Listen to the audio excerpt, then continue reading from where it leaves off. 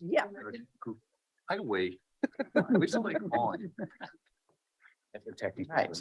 Good afternoon, Commissioners. We are live and over to you, Chair Harrington. Well, thank you, Clerk Moss. Welcome everyone to the Tuesday, October 25th, 2022 Washington County Board of Commissioners work session. We have a pretty straightforward agenda, but I'm sure we have lots of other good stuff to talk about during board and leadership communication. So who would like to go first? Go first. Oh, you were Roy going to go first? I don't care. Well, go first. Please. I don't want to. I changed my mind. I changed my mind. Not a lot to report. I was spent a little bit of time with Clean Water in regard to our quick program. The only things I think that might be of interest to you, I still I get really nervous about our earthquake situation, and I think that we're well underfunded. One of the questions that I asked Jerry Linder back there, and he said, well, that's probably not the case, but maybe Tom, one for you as well. If Clean Water Service is a component unit of the county and has the same board of directors, couldn't somebody sue the county for return of damages as a big earthquake hit in all of our plants, which is about $1 billion, were to go down? Wouldn't we bear some related party responsibilities?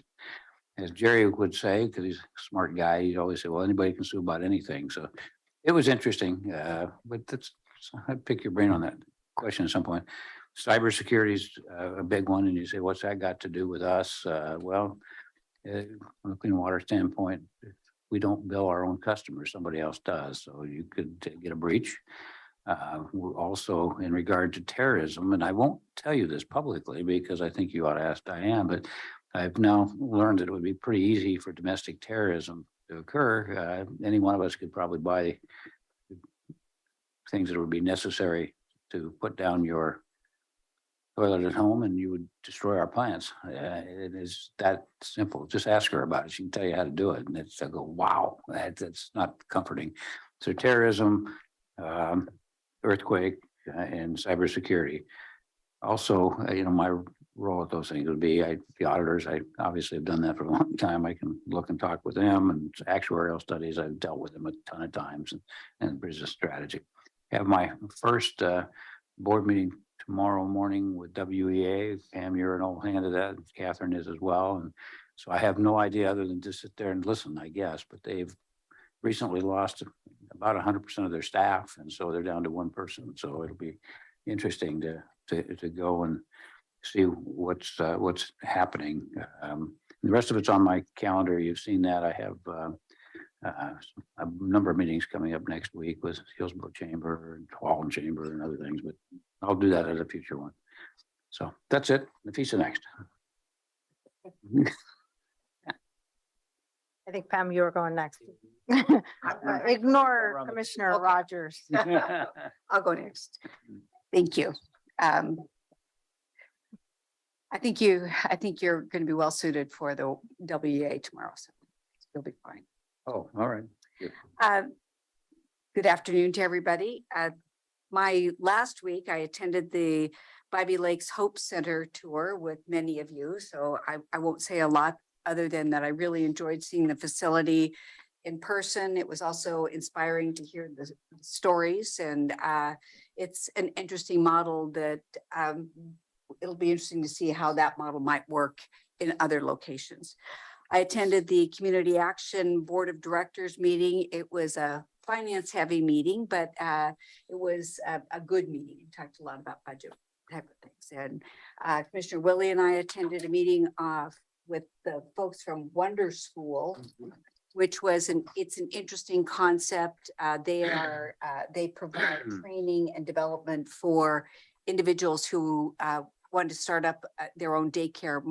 It seemed mostly in-house, in-home type of daycare. So, and they work with public entities around the country. So it was an interesting meeting. Both Commissioner Willie and I intend to talk with HHS about the program and just get their take on that. Again, with Commissioner Willie attended the RICC or the RAC meeting.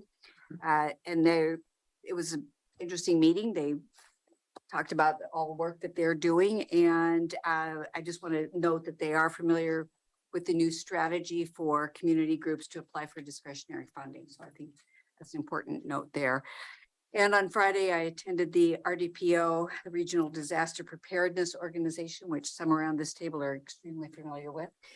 And we worked through the legislative session and the priorities for 2023. And interestingly, Commissioner Rogers, one of the pieces that was high was domestic terrorism. So it's kind of an interesting note there. This week is a busy week for me, and I'm going to ask for input. And when I ask for input from you, this doesn't have to happen right here, right now, but I could just know that I'm all ears. I'm attending the West Side Multimodal Steering Committee meeting, and that's Wednesday. This is only our second meeting, so we're still kind of in an organizational phase here. And just to remind you, this is the study that's identifying improvements to the US 26 corridor, and it's led jointly by Metro and ODOT staff. The study area is broad and includes arterials, both north and south of Highway 26. At this meeting, we're going to review the results of the existing conditions analysis, discuss the approach to identifying and evaluating alternatives to address problems in the corridor, and review an initial list of potential improvements. If you have any ideas for improvements that you'd like to see included in that study, please let me know. I'm happy to take back those messages. We're also going to be reviewing the criteria for evaluating improvements. So if you have any thoughts in that arena, let me know as well. Remember, this meeting is Wednesday, tomorrow. So sorry for the short notice here, but the scope of the work for the study includes convening a business roundtable to hear about problems in the corridor from the business perspective and possible approaches to address them. ODOT and Metro are asking for input on names to include at the roundtable. Nobody has been selected, nobody's been contacted. So at this point, if you have thoughts, please send them my way.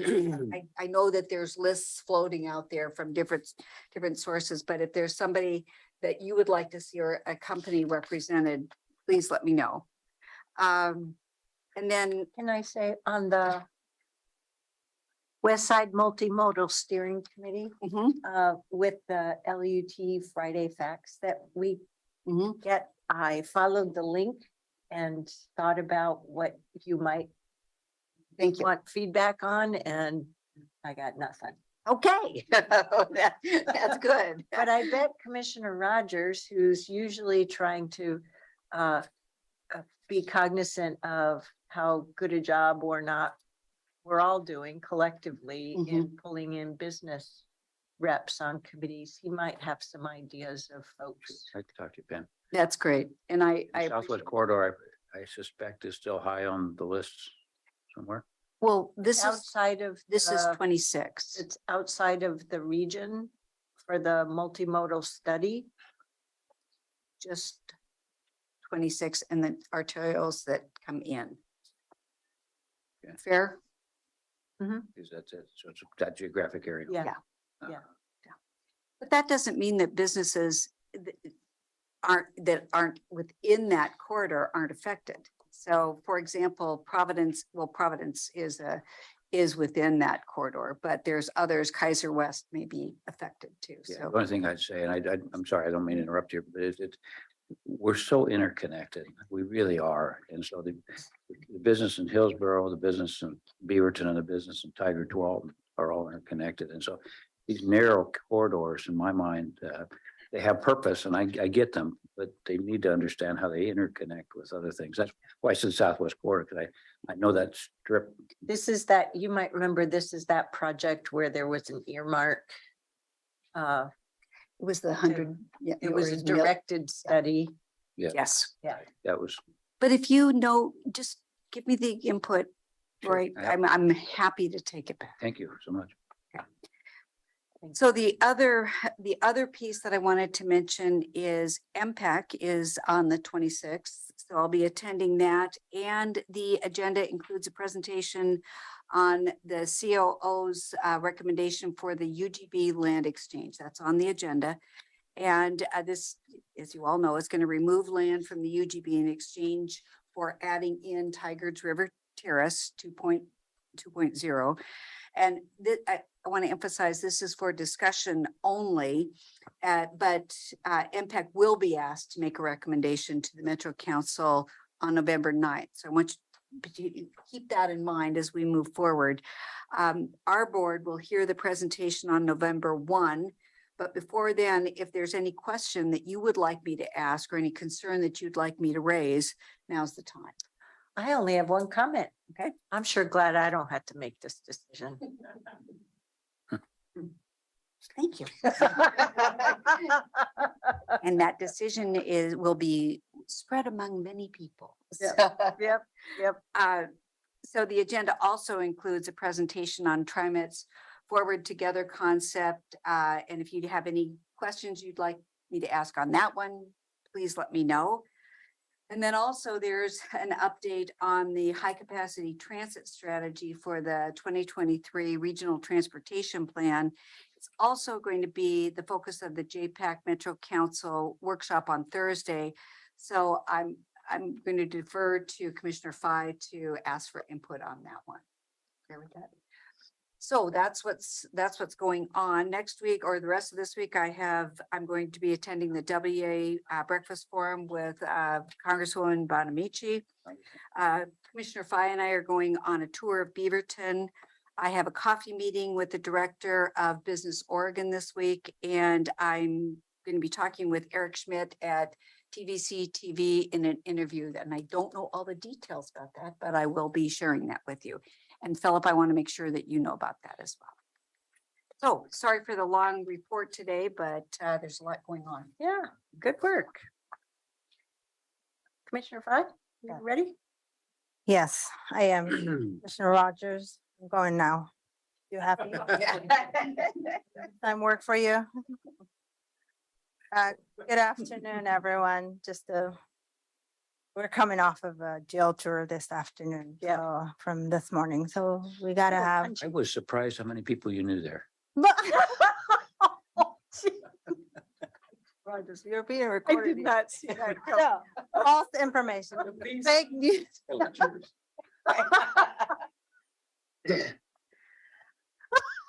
Oh, my goodness. Where your sense of humor is so impressive. Say the least. Well, I think so, something that we won't share. If you think that comment is funny or not, you should have heard what he said when we were doing our picture taking. I'll leave it at that. Yeah, move on. quick. Yes, move on. Okay. Okay, recenter ourselves as a board. Good afternoon, everyone. Thanks for joining us. It's good to have a sense of humor and, enjoy as we come off this pandemic. Last week, I too had a busy week as well. I think we all did. And I had a meeting with the CCI, our community involvement, and talked about a few of I think they have, as I mentioned last week, they have on their agenda, they invite a commissioner per month or so to just hear what we're working on. And this was, I think, my first time meeting with them, talking about what I'm working on. So that was allocated for 15 minutes that turned into almost an hour conversation. So it was a really good conversation to dialogue with our community members and to talk about what I've been working on. We talked a lot about the tobacco ordinance, as well as the town halls and the civic engagement sessions that I host. And I just wanted to extend my gratitude to that group, and we'll have more dialogue. So I'll bring back that topic soon. I toured the Bybee Lakes Hope Center. Thank you, Commissioner Willie, for organizing that tour. It was, I find it very educational to get to see how the center operates and learn more about the guiding principles of that center. So thank you, they're very educational. I think we had JPAC as well last week. Nothing more to add than the sort of the update I gave last week, but we do have a one document that I like to share with the board. No feedback needed, but just for educational and where the direction is going. And that was the recap for the RTP, the workshop we did around safe and urban arterials. That recap. So Brenda will share that with you. And then this week we had the Regional Tolling Advisory Committee on Monday. It was so far we had 2 meetings. By far, this meeting was really the best meeting we've had as a group. We had a really good discussion around the charter, just getting everyone to understand the purpose of the group, the goal of the group, and what we're trying to accomplish. I can share the list to the board, but a lot of heavy hitters on the table. There's a lot of people with the ability to push the buttons of power for good or bad, whatever. So I think a lot of people were wondering, what am I doing there? And what is the purpose for me to participate this in decision-making when it comes to transportation issues? Meaning, what is our connection to the Oregon Transportation Commission, right? Like, what is the direct line that we're communicating to that group as our tech group? And obviously that group is advising the director of ODOT, not OTC, the Oregon Transportation Commission. But when you have a room full of heavy hitters, that line needs to be drawn or explained or somewhat dotted. So that conversation will continue to say, but our tech for now is advising the director of ODOT as it was purposed. And we'll figure out what the rest of the committees around transportation fit in, as well as JPAC, because members of JPAC had concerns about, well, what is our communication and how we're aligning this committee and JPAC, what they're working on. That way we're not, missing the bus with each other. So that was clearly defined and talked about yesterday. And then one of the really big conversation that we had was about the value pricing pilot program and how that can be used in Oregon. And I really enjoyed that conversation, and I'm really excited to figure out how we design the cooperative agreement and how we get involved in the NEPA process, because with this group, I think that's where the power lines, the cooperative agreement, designing that, figuring out what's in it, because there was a sample that was shared at our meeting yesterday. But that sample was sort of, and I had a conversation with the director of ODOT and some of the staff, Brandon included on the side, but that was sort of, in my sense, centered for systems, not necessarily the person. So we're going to try to figure out how do we restructure that agreement to make sure that there's monitoring and there's investment going into the community too. So that's more to be, we'll bring back, Chris and I will bring back all of that. But for now, those 2 agreements or process are going to happen at the same time. But the NEPA process is going to be the first one. So I'll keep you guys going on, updated where that goes, but by far it was a really good meeting yesterday. Quick question to make sure I internalize this right. These 2 processes that are going on the same time, do you mean the cooperative agreement and the NEPA process, or do you mean the regional toll advisory and the value pricing? No, so the value pricing pilot program, you have to have by federal, you have to have a cooperative agreement. Yep. Okay. So that's a Those- process of its own. Yep. And that is gonna be sort of like an MOU, like Yep. this is what ODOT is gonna do. This is what we're agreeing on. So it's really important that we're invested and involved in that and advise correctly to the director of ODOT. And then the NEPA process as well. So both 2 different processes.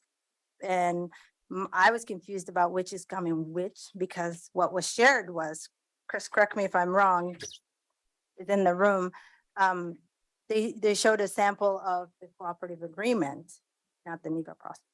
So anyways, it's all happening at the same time, but to be continued more.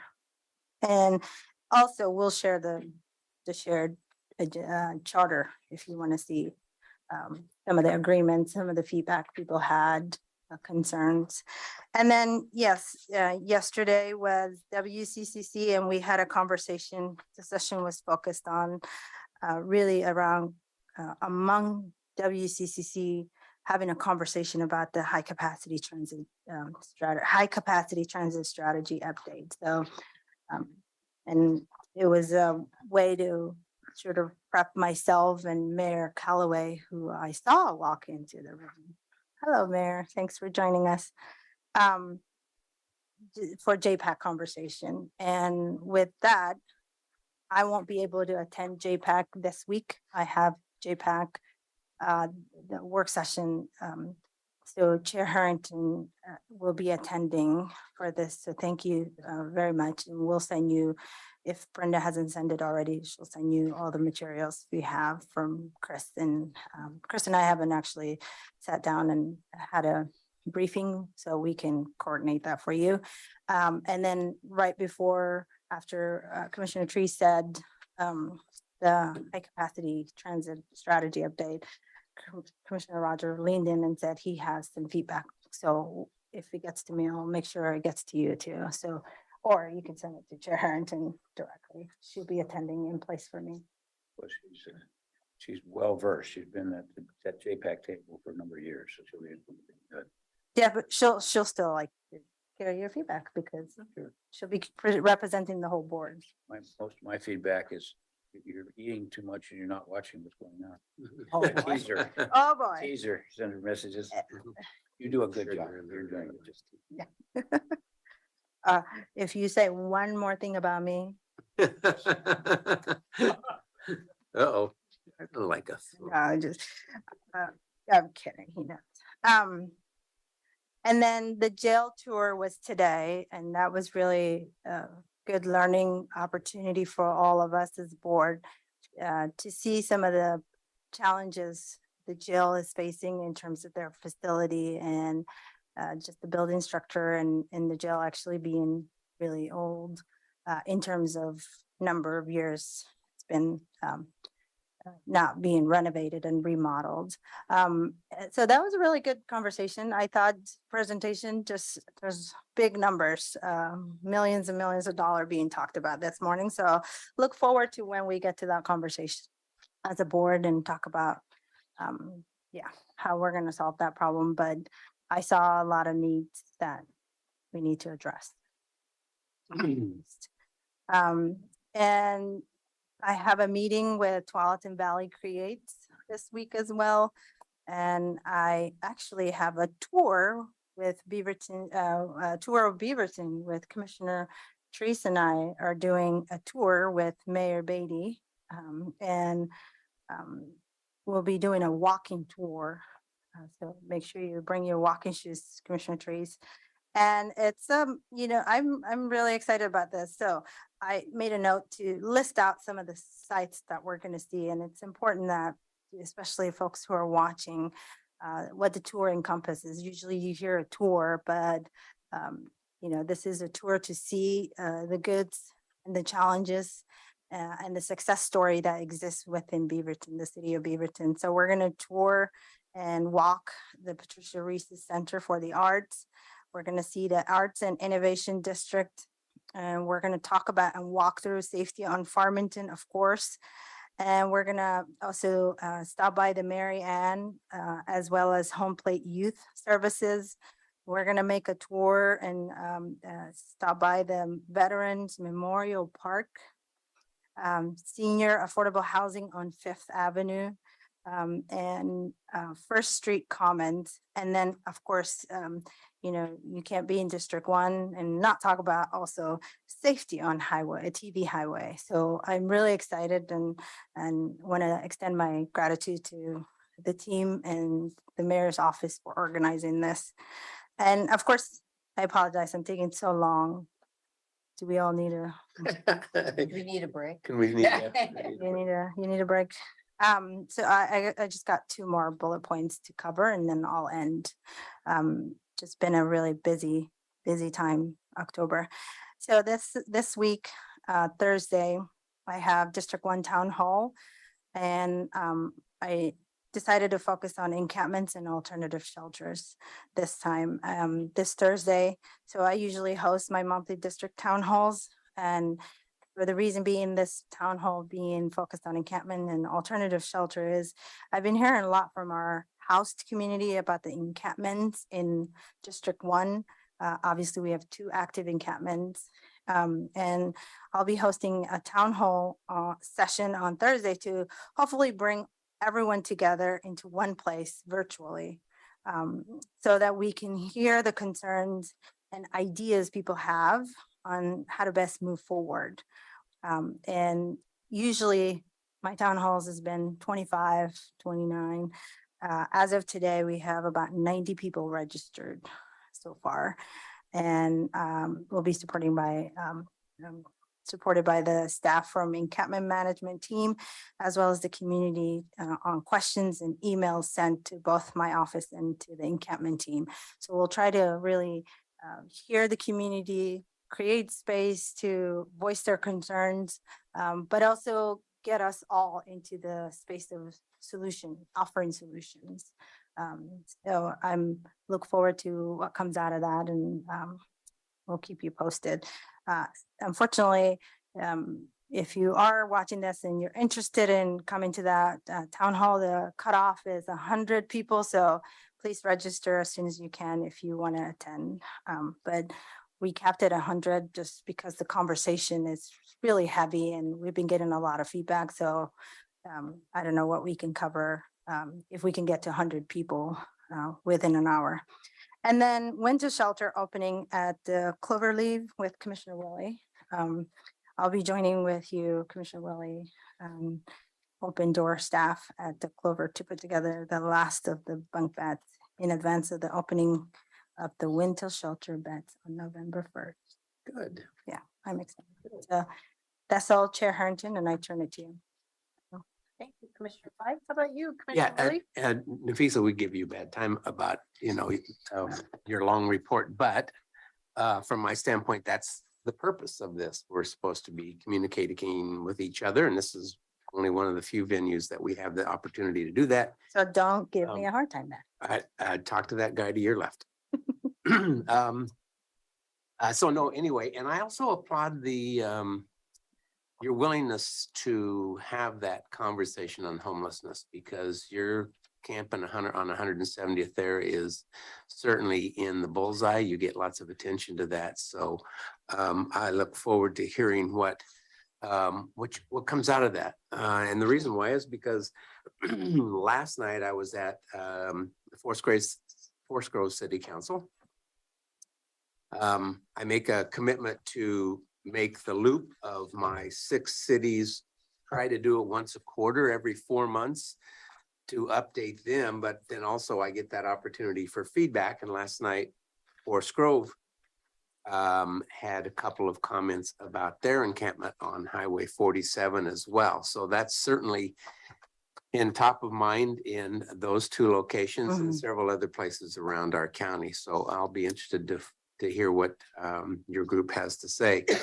Having said that, at Forest Grove, Mayor Truax is wrapping up his, let's see, what is it, 12 years as mayor.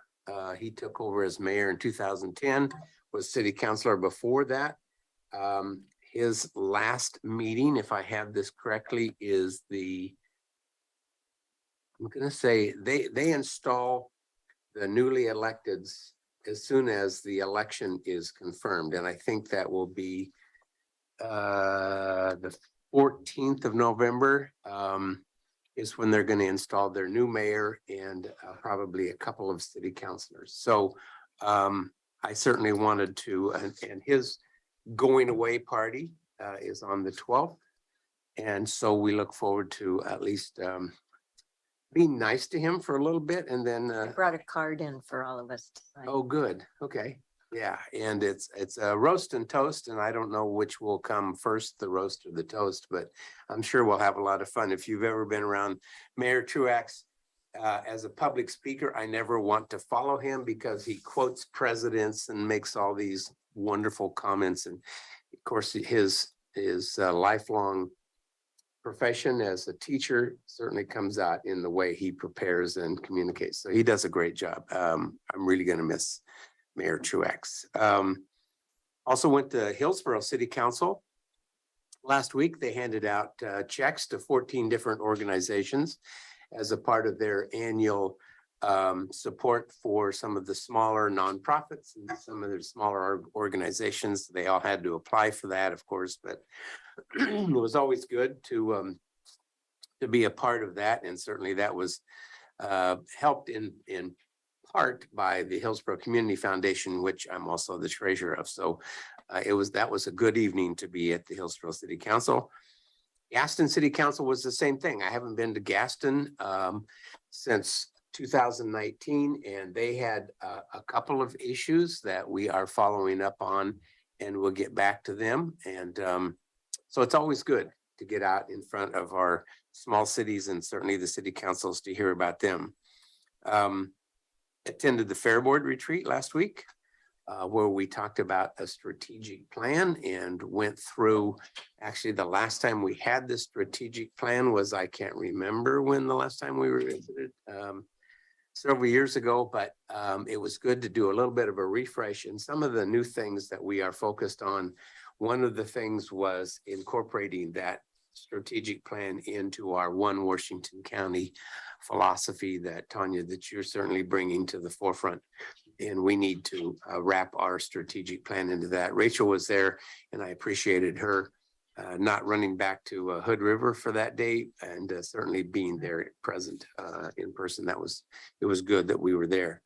And then, the Wonder School meeting, I thought that was very interesting, very informative, interesting platform that they have. And I think it looks to me like it's very successful. The RAC meeting, district attorney training, the Regional Toll Advisory Committee. I am not on that committee or the alternate, but I sat in the audience. And it was interesting to me because the key questions that you were referring to, we had 5 of them, but one of them was, what feedback should OTC consider when adopting criteria for the allocation of net toll revenue? And there was quite a conversation on what is net? How do you define net? And how do you define gross? And what's it going to cost us to collect this money? And so all of those things. And so it was a very good meeting. You're exactly correct. We were much more focused on this one, I thought, than the last one. So good meeting. Going to the 9th Annual Manufacturers Symposium tomorrow. Peter Brandom is the new city manager for the city of Cornelius. So we are having an event to welcome him on Thursday, I believe it is. And then the Council Creek Trail Walk, the 6-mile walk that I said last week we were going to put together. I had 10 people all lined up. I think we're going to hit the pause button. A 70% chance of rain, and I'm figuring, okay, we don't need to walk 6 miles in the rain and try and figure this thing out. So we're going to look for a little drier day. So we're going to hit the pause button on that. How long have you been living in Oregon? Oh, we had a beautiful fall. I could have done this in October and had 80-degree weather, but no, I wait till later. Thank you for bringing the rain. Well, yeah, that's right. All you have to do is schedule an outdoor event and the rain comes. But anyway, so I'll certainly let you know when we're gonna accomplish that trek. So that's all I got. Thanks. Sorry, the weather's impacting your. Well, I guess you could walk 6 miles in rain. You wouldn't melt, but. So cards there's for reason to. Mayor Truax is going around the table. Good. So for my week, last week and into the current, there's been a theme of homelessness. Thank you again, Commissioner Willie, for the Helping Hands Reentry Outreach Center tour. in the form of the former Wapato Detention Center. And I don't know if, I don't recall it being mentioned there, but with the sale of that building, Multnomah County took the $5 million of proceeds and dedicated that to permanent supportive housing in Multnomah County. So that's one of many funding streams that have been put into practice here in the 3 counties to increase the permanent supportive housing. It was interesting, not sure what the long-term prospects are, because LUBA made a decision that no mass shelters can be sited in industrial districts. And I don't know, I couldn't quite figure out my own file system, and I'm looking to our government relations expert, what the new shelter siting guidelines did to that. So I have to follow up on that. So, and the reason that I want to follow up is because of this being a very interesting campaign election season. Homelessness is getting a lot of attention. So,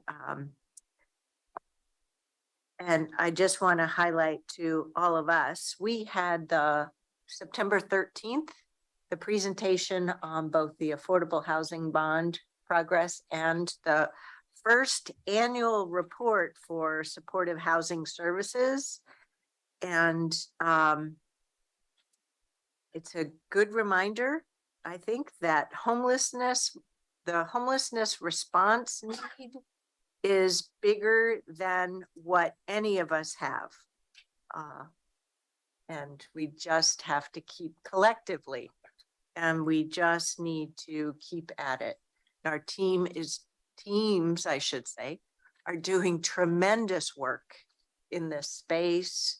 A lot of communication, creative storytelling has been in the works, but it's just going to take a while.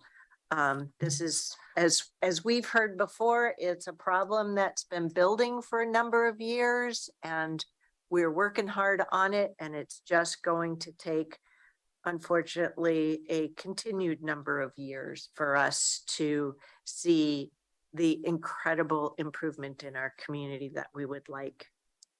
You should all have in your inboxes the Metro response to Mayor Wheeler's homeless plan, as he had originally targeted the supportive housing services funding. So once again, it's just a good reminder that the 3 counties are doing a lot of really good work together. Changing the subject altogether. I had a meeting with the Washington County Haulers, and I want to share that they had a lot of positive feedback on working with county staff, and that includes on Recycle Plus. And they reminded me, and I was grateful for the reminder, that the Recycling Modernization Act will be in place as of 2025, which isn't very far off. So, you know, as there's more press coverage about the world has more plastic than ever, and the recycling market, oh, this is plastic. I emptied mine earlier, so guilty as charged. Let's see, I'll come to redistricting last. I had a meeting last Friday with the consultant that AOC hired to take a look at the dues framework. And so it's been a really interesting process. It's, as I looked at the data even more, the top 5 counties cover, using the 5% budget, cover 44% of the total general fund membership. And as we know, the board of directors authorized a 7.5% budget with also some cuts, but also 1 FTE for grant writing. So we don't know yet. I purposefully attended the Budget and Finance Committee yesterday, hoping to get the updated 7.5% ask, but that's not available yet. It's coming before the conference, which starts after, not counting this week, in 3 more weeks. So stay tuned. So our dues will be increasing greater than 15%, but we already know it will be less than 22%. I just have a question and a comment here. And this is directed to my fellow commissioners as well. I appreciate the work that the chair has been doing in this budget work, because I think it's very important to us. And I personally, especially being the chair of District 8 moving forward, I want to make sure that I'm going to ask that she continues to do this work and be involved in the budget process, because I think it's very helpful to us. Even if the end result is just that we are going to pay more and we are going to be in this situation, at least we have made the clear decision based on what all of the larger counties are going to be paying. So I hope that we're all in agreement with that. Well, I think, and to tag along that, absolutely. Catherine's diligence on this is going to help also, I think, determine a value proposition where we feel like there is, as we have questioned, a value to paying a significant amount of dues, and certainly to an organization that we believe needs to have to up the game a little bit. So, yes. I've tried to be very clear that we are an active participant in AOC, and we want to continue being an active participant, but this new construct is problematic. Yesterday, in organizing my notes from my meeting Friday, I looked over my notes and realized I hadn't gauged myself for what the cap is. And it turns out there's a cap, but it hasn't been utilized yet. It's like, And do we know how much that cap is? I do, but it's on the slides from Way back. November 2020. But so anyway, So we're all in agreement that it's good work that Catherine is, or the chair is continuing to do. 100% for me. Keep doing it. Hopefully she's involved, that it Yeah. needs to be done. Mhm. dang. You got this, Chair Harrington. Keep Careful what- representing. Careful what you ask for. Ay, ay, ay. That's what I get for trying to understand. Okay, couple of other easy ones. Our staff is getting recognized at an MET function on Saturday, November 12th. We'll make sure that all the commissioners get the invitation. Both Multnomah County and Washington County are getting recognized, particularly for our COVID engagement and community support. Let's see. Town hall date change. So Commissioner Willie wouldn't be able to participate in our town hall on Wednesday, November 30th. So he and I, along with Megan and Daniel, did a little date exploration yesterday. And we were wondering if Tuesday, December 7th,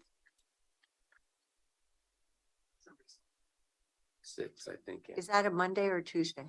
Tuesday. Oh, you're right, because the 13th is a Tuesday. Do your math, Catherine. If Tuesday, December 6th would be a-okay.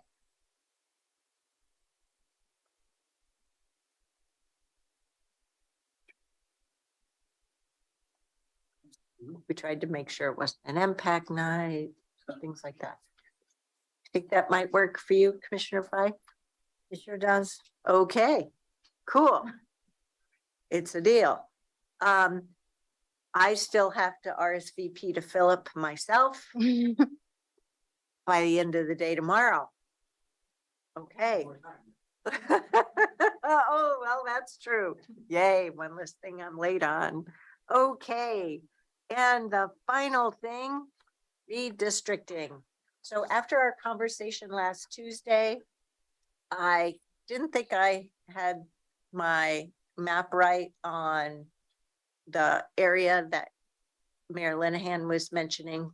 So I went and looked at some more redistricting maps and drew the area a little differently, using still the same edge, and sent it to our staff, and Tom is to my rescue now. Can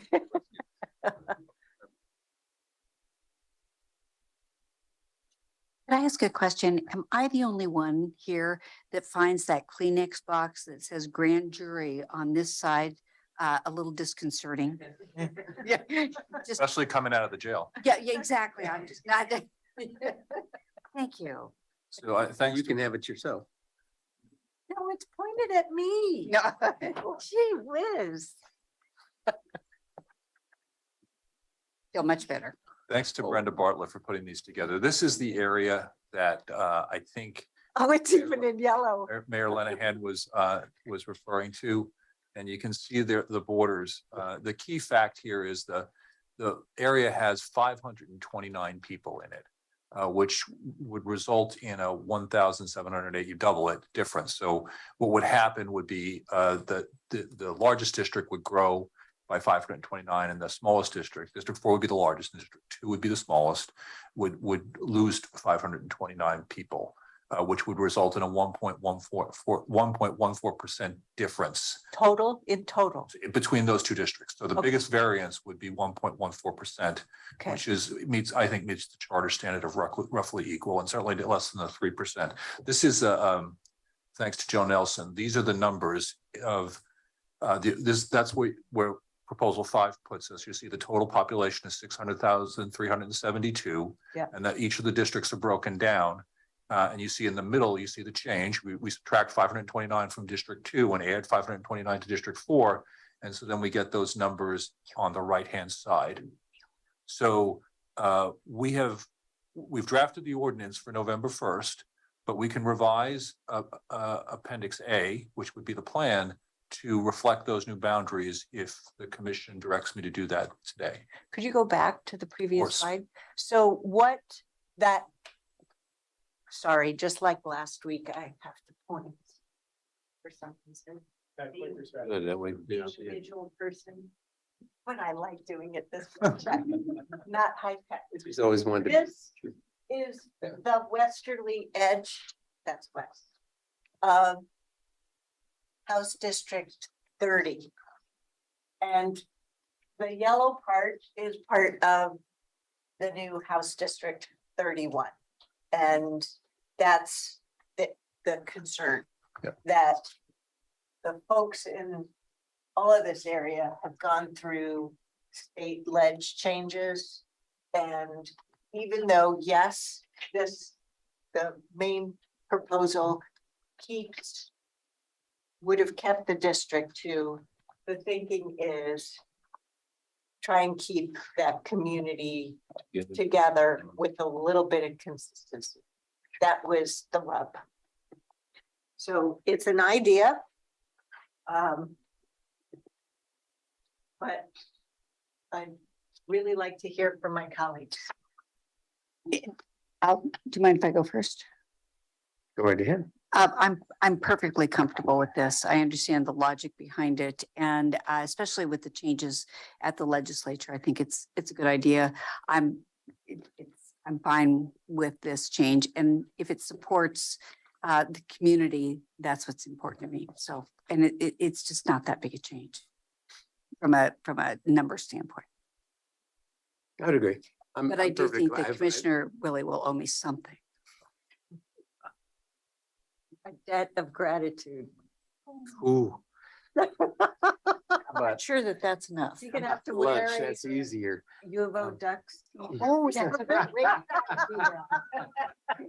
Jersey, make it big, Jersey. Chair, you need to stay in your lane. Ethics rules. I am fine. I've had the conversation with Mayor Lanahan and I'm good with this. So thank you. And I promise not to remind you occasionally that my district is not bigger than yours. Here we go. Okay. Jerry. So we will go ahead and prepare exhibit A to the. Wait a minute. Oh, I'm sorry. Don't you want our input? I do. I'm sorry. I wasn't sure. you were- What's ahead. going on here? Yeah, I don't know. I'll speak up for us, Roy. Thank you.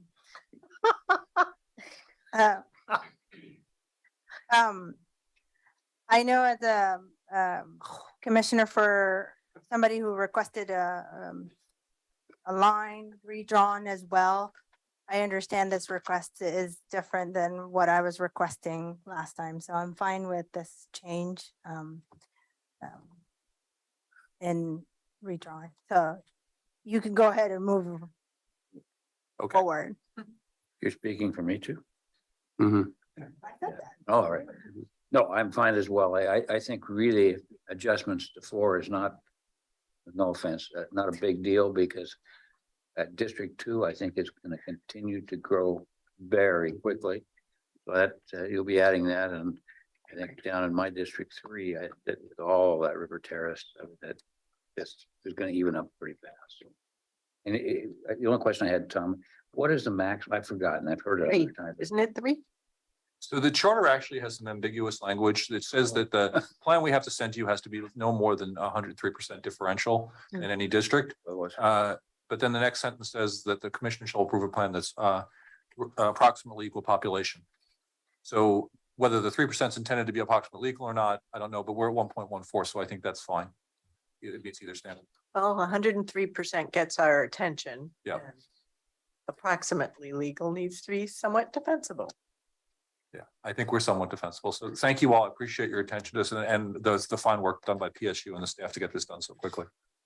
Sorry, it It's good took me enough. so long to really make the most of maps. Thank you so much. Okay, well, Sure. we do have a draft letter to make sure we take care of. There was a draft letter in our packet. Mhm. Mhm. Any questions or thoughts on that? Thumbs up. Good with me. Yeah. Awesome, great. Leadership communication. Good afternoon, Chair Harrington and Commissioners. First, I'll start with a brief elections update. Ballots for nearly 340,000 Washington County voters have been sent out. Voters should be seeing ballots in their mailboxes this week. I know I've received my ballot. 827 registered voters have participated so far, so that's just under 1% of our voters. If a voter has not received a ballot by the end of today, October 25th, they can request a replacement ballot from our elections office at washingtoncounty.or.gov/elections, or use our handy search feature on our website, or also by calling 503-846-5800. So once again, if you hear from community members who have not received their ballot by the end of the day, they should request a replacement ballot. Voters will now have up until 8 p.m. on election night, which is November 8th, to return their completed ballots in signed election envelopes to an official ballot drop site. New this year, a ballot sent by the Postal Service with a postmark on or before November 8th will also be counted as long as it is received at the elections office within 7 days of the election day. We'll keep you posted as the ballot return process continues through November 8th. I just want to share, I continue to be so impressed with our elections team and their continued commitment to be stewards of democracy in this important elections process and preserving elections integrity. So just really impressed with their continued work and commitment. And if you're like me and really like getting a sticker when you vote, if you drop your ballot off during business hours, to the elections office, you too can get a really cool I voted sticker. My Some people mailman miss has going to mine. the polling station, so there you go. I do want to share that our Health and Human Services Director position has been posted. So we are actually working with Acumen, which is a COVID executive search firm. This year, this is our first experience working with this search firm. So really looking forward to their expertise, and they've handled other Health and Human Services Directors positions. So please amplify this posting very widely. Within this next month, I do expect our juvenile services director as well as community corrections to be ready to post as well. For community members that may be listening to this update, I want to share why these vacancies, because we do need to kind of celebrate Marnie Kyle being promoted to an assistant county administrator from a health and human services director. And then we'll have time in the future to really celebrate both Lynn Schroeder and also Steve Berger as they enter into retirement, and really appreciative of them, their continued service in getting us to this point, and also ensuring that there's a clear and stable transition to new directors in both of those departments as well. As some of your board had mentioned earlier today, your board did engage on what is required by statute, an annual jail tour, which is really an educational opportunity. Coupled with this opportunity was just a jail facility condition overview. To ensure transparency to our community members, I have asked that Clerk Moss post the memo that I sent to your board, which outlines some critical facility needs for our 24/7, 365-day facilities, our congregate care facilities. So that includes our jail, Harkins House, as well as community corrections. So within the next quarter, I and staff will be coming back to your board with financial scenarios on how to fund these important facilities. We are looking at about approximately $48 million that of critical needs that we need to address in the very short term. In addition, on December 6th, your board is scheduled to receive the first presentation of Washington County's first CIP. This will just be a first look, really, I'll call it an Excel spreadsheet like that we will continue to build out as we move forward through this budget process and into the future. This is incredibly important as we look at our financial sustainability planning, that we do plan for our operational needs and also our capital needs simultaneously. Chair Harrington, you had lifted up supportive housing services. For members of our public on our website, if you are interested in receiving updates on supportive housing services, if you just enter supportive housing services in the search button, and at the bottom, I believe, of that page, you can actually sign up for email updates, and then you'll get up-to-date information on our progress in that programmatic update, or programmatic work, excuse me, and that concludes my update. Thank you. Chair Harrington, I have a very brief update about more litigation. We seem to keep getting it. This is a case called Donnery versus Garrett. It's what's known as a habeas corpus petition. Habeas corpus is the Latin phrase for produce the body. And I digress a little bit because the petition is actually directed at the jail. So the defendant is Sheriff Garrett. And the issue is the funding of public defense services in the state. So Mr. Donnery is charged with some serious crimes, and he has not been appointed an attorney yet. He is indigent and has not been appointed attorney. So the Federal Public Defender Service has brought a habeas corpus petition against Sheriff Garrett, demanding that he be released. This petition is in federal court. The allegation is that the state is violating Mr. Donnery's constitutional rights by not providing him an attorney promptly, and seeking to have him released. And actually the charge is dismissed as well. The case is pending in federal court. I originally didn't think much of it because the federal judge immediately issued an order to show cause to the petitioner, demanding that they show cause why it shouldn't be dismissed, because as a general rule, that you cannot bring a habeas corpus petition when there's a pending state court criminal prosecution, because usually you have a remedy in state court and you have to wait till the state prosecution is finished before you go to federal court. The judge issued that order to show cause. The petitioner's lawyers, the federal public defender, responded, arguing that this was different. And the judge has directed us to respond by Friday to the petition, the order to show cause. Last Friday, DA Barton filed a motion in state court to have the state court appoint an attorney for Mr. Donnery. OPDS hired their own lawyer who appeared and opposed that motion on the ground that they didn't have the capacity. So the state court judge has said that the judge will decide by this Wednesday on whether or not to appoint an attorney, but of course our papers are due Friday. This is of course a challenge because what this really is about is state level funding of public defense services, which something which the county has no ability to affect in any way, shape, or form. We have a duty for public safety, which DA Barton is very concerned about, is particularly in this case. As I said, the charges are serious. We've been working with him. We've been working to defend this. We've asked the State Department of Justice to come in and take over the case, and so far they have not done that. So we will make the same arguments basically the judge made, that it's not appropriate for a federal court to intervene in a state court action. But this is a political issue that we are handling as a litigation matter. So I will keep you apprised as this goes forward. No rest for the weary, huh? Yeah, Mr. Anderson blames me for all this litigation. He said they never had these problems before I got here. That's because you and not Eamon, John, yeah. have told us that you really enjoy Yes, litigation. and they're bringing it to us. But I wanted to bring you up to speed on this because this is obviously a political issue that your constituents may express concern about. And I wanted you to understand what it is we're doing and trying to do here.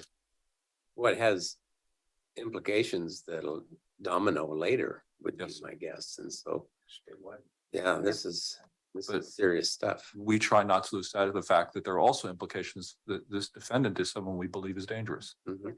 So at the Public Safety Coordinating Committee meeting on Friday, as Commissioner Willie mentioned, was a overview, quote unquote, training on the district attorney's office, and the public defender representative to PSC was there as well. So it was a really interesting overview. There was a bit of discussion about public defense and aid and assist as well. So, yeah.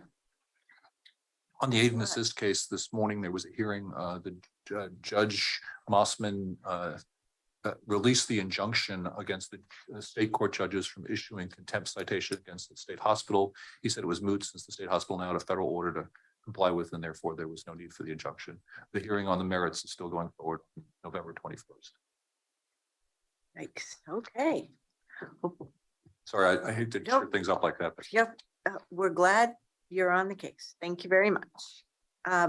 Before we move over to Clean Water Services, I was remiss in following my own very brief notes here.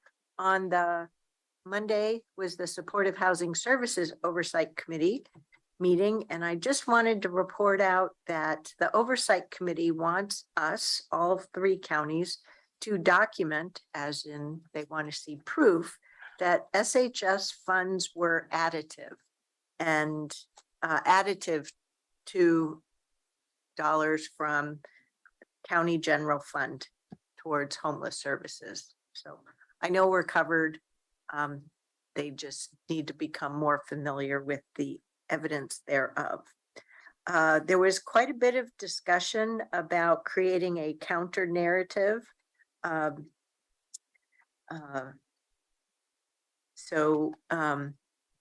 What I was really pleased with is multiple committee members to the SHS Oversight Committee brought forward, and they discussed that each of them is a champion for the work on SHS being done throughout the region, which is, I think, an inflection point for them. So. And we also received the latest financial update from Rachel Lumbo, the finance manager, and the collections for SHS funding as of the end of September. So a full quarter showed that it's being collected more steadily now with payroll filings versus during the first year, because the system's now in place. So we won't see the revenue spiking like we did in the first year with the fourth quarter payments. The other observation is that they've collected more this year than this time last year. So just once again, it's coming in steadily. So some good news. And as we all know, they disperse it and we put it into action. They disperse it, we put it into action. So yeah, we've got a lot of great case managers working with different partners, and a lot of good stuff's happening. So Clean Water Services, over to you, Mr. Jockers. Thank you, Chair Harrington, members of Clean Water Services Board of Directors. I'm in here today because Diane is out sick. She's practicing. If she doesn't feel well, she's staying at home. We're encouraging her to do that. I have two quick updates. One is, I believe that Diane shared with you previously, our annual leaf pickup, leaf drop off and food drive starts this weekend. We rotate it through 7 different locations over 6 of the next 7 weekends. So we look forward to moving that forward particularly in areas of urban unincorporated Washington County. You may see the sandwich boards that are out in front of Meadow Park Middle School and Indian Hills, and even Home Depot in near Science Park there. The other thing I wanted to add is, as we shared last week with your meeting, Chair Harrington, with mayors, we've put together a Clean Water Services Essentials training for newly elected officials. So Joe Gall and I are working on that, where we will be working with city managers and the mayors of cities here in Washington County, that when their new counselors come on board, we have 2 dates in January, where we will meet with them for 1.5 to 2 hours. I'll give them a tour of either the treatment plant or of our lab facility, and give them background on the services that Clean Water Services provides their constituents. So with that, I'd be happy to take any questions. Anything, commissioners? Thank you. No.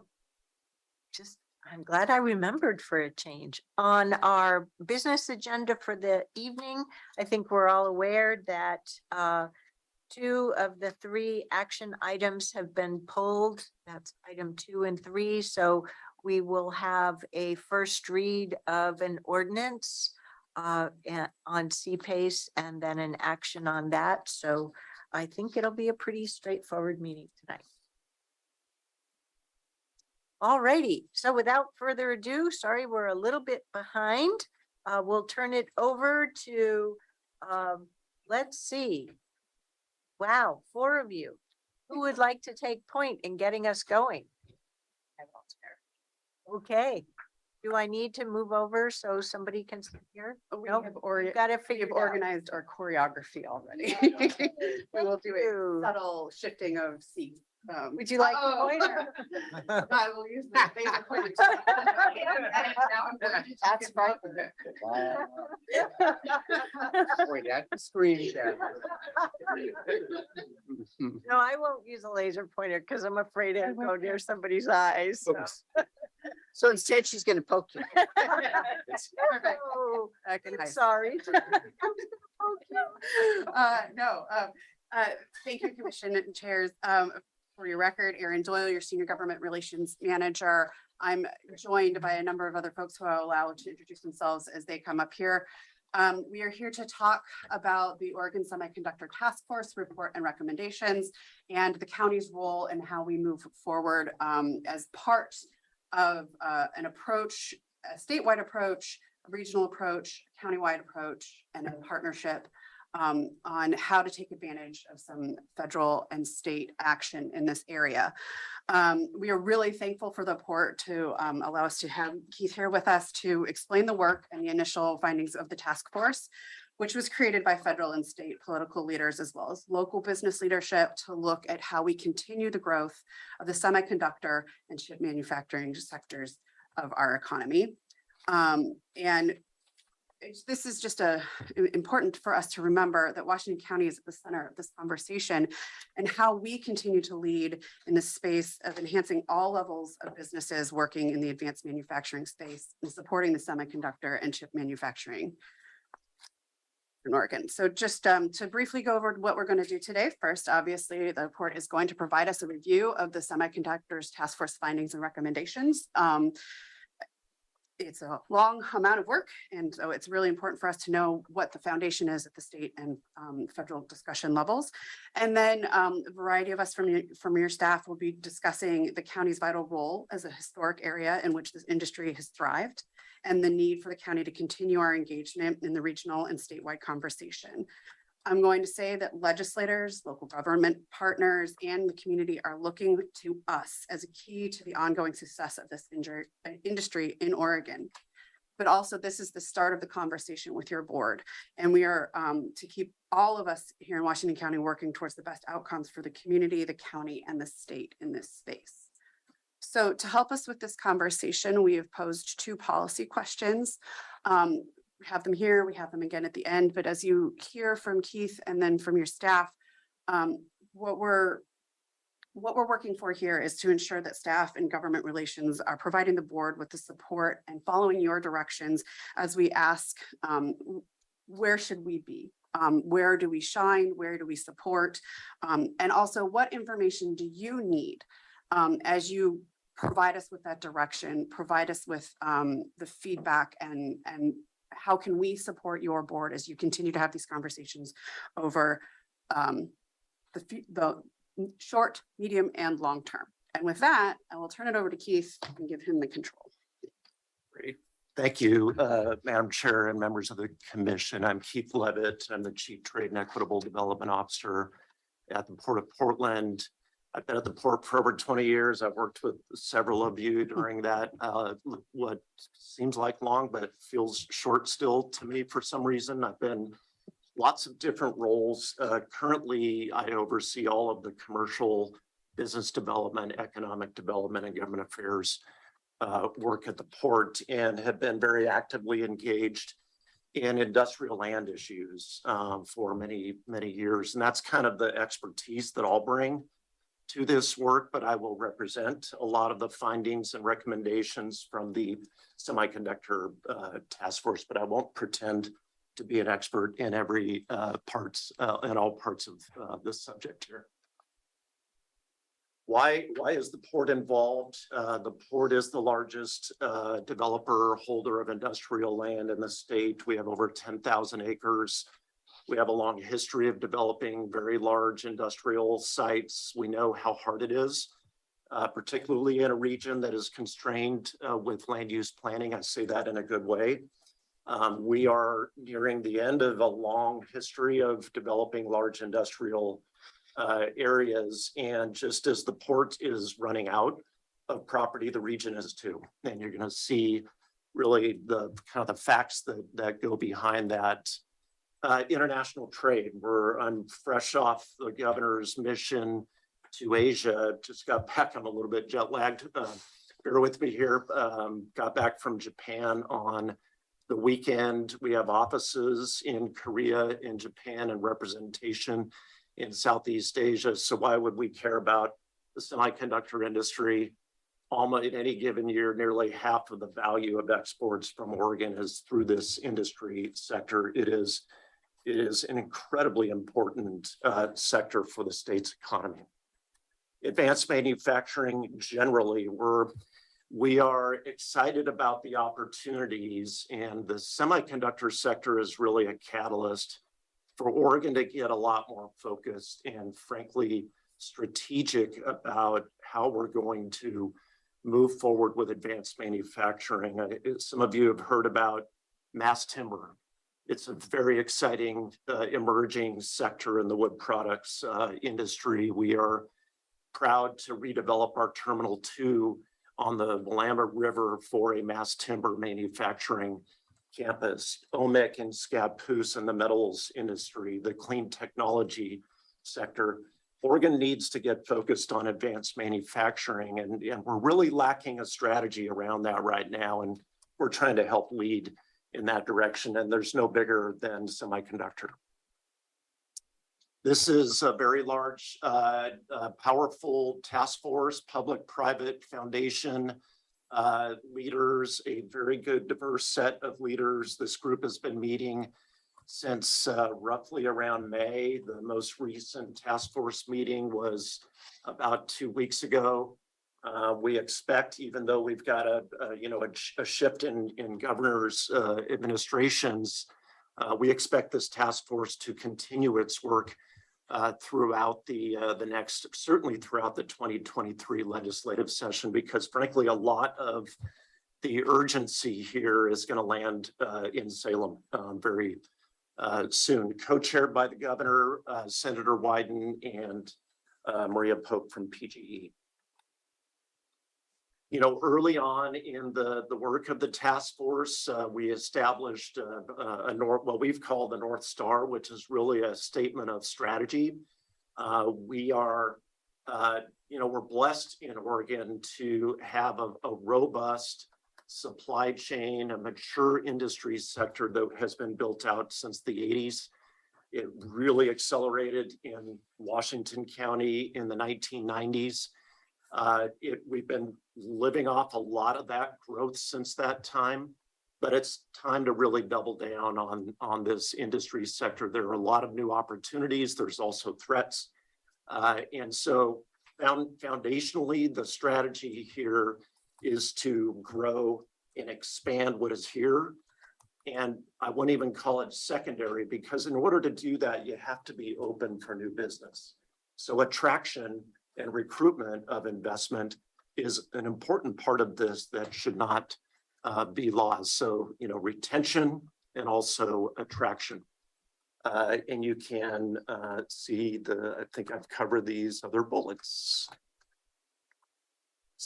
Further context, Oregon is really the leader in the United States from a chip manufacturing. We are a leader in the world in research and development with what Intel in particular has created here. There are a lot of companies watching. There are a lot of local companies looking for Oregon to step forward to take advantage of the growth that we see in this sector. And I'm going to not cover too much more on this slide because I'm going to hit all of these points in more detail coming up.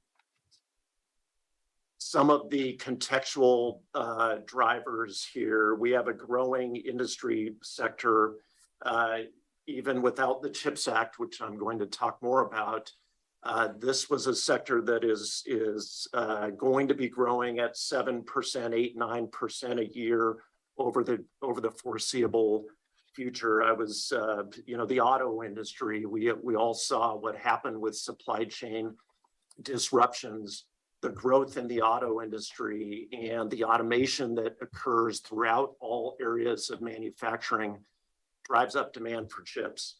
And when the supply chain is disrupted, it's an issue of not only economic consequence in the United States, it's a national policy issue. And so geopolitical shifts, all growth in the industry itself, higher demand, all of that is driving a lot more reshoring of manufacturing in the semiconductor sector.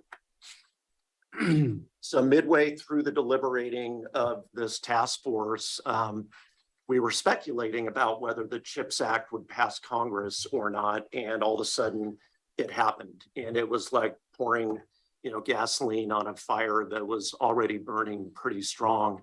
$50 billion of investment across various aspects of the industry, including direct manufacturing, research and development, higher ed. Oregon State and U of O have both been very strong players around this table.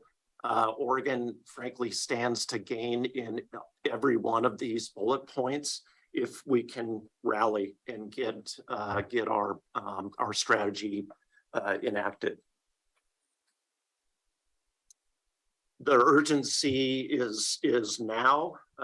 You can see the front loading of investment from the CHIPS Act. As I understand this, the way the investing will occur. It's not going to be from the federal government to state governments or local. It's going to be to companies specifically, and those companies will have grant proposals, incentive proposals, tax credit proposals that include state incentives and local incentives and land and those types of things. So it's really driven by the companies themselves making application for various aspects of the CHIPS Act. But the point here around the urgency is you can see 23 or so billion dollars will be put kind of quote on the street beginning in early 23. So these are all federal fiscal years. And then you can see it's about a little more than $5 billion a year through 2026. So lots of activity there.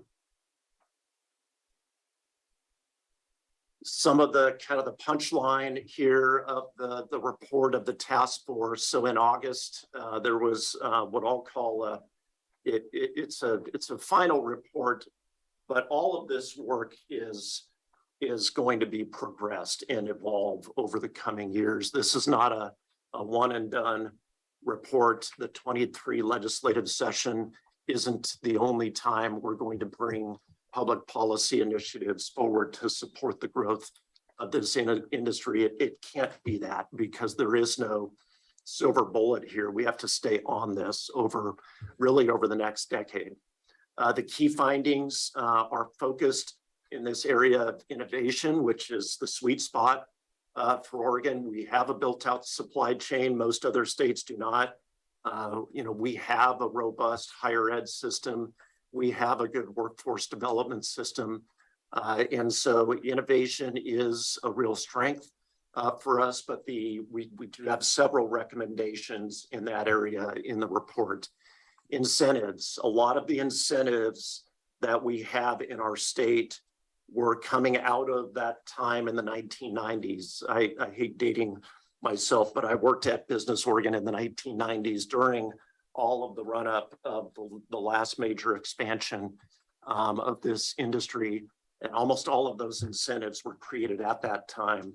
And we really haven't modernized the incentives since then. And we're falling out of competition with other states. So reestablish the research and development tax credit, reenact the enterprise zone program, modernize that as we need to.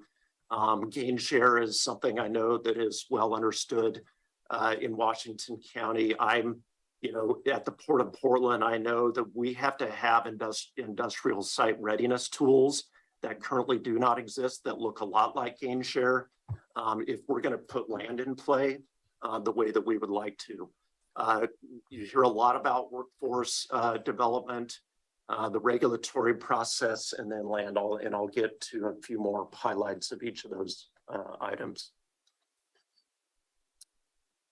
Just a little more on why this is so important in Oregon. We're number 3 in employment in the United States with 15% of the sector.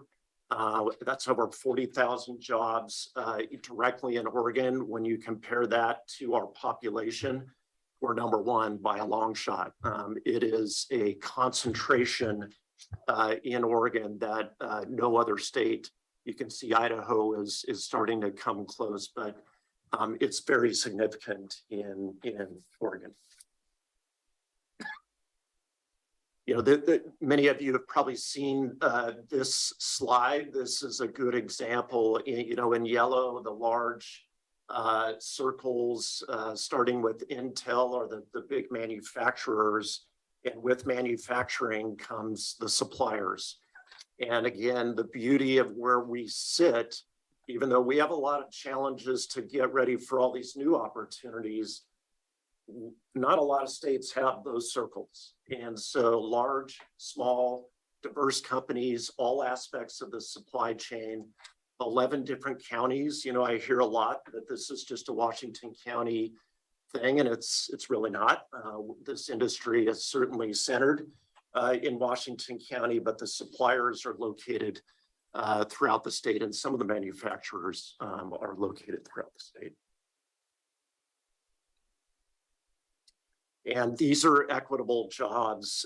We are all working hard to reduce economic disparities in income, in wealth.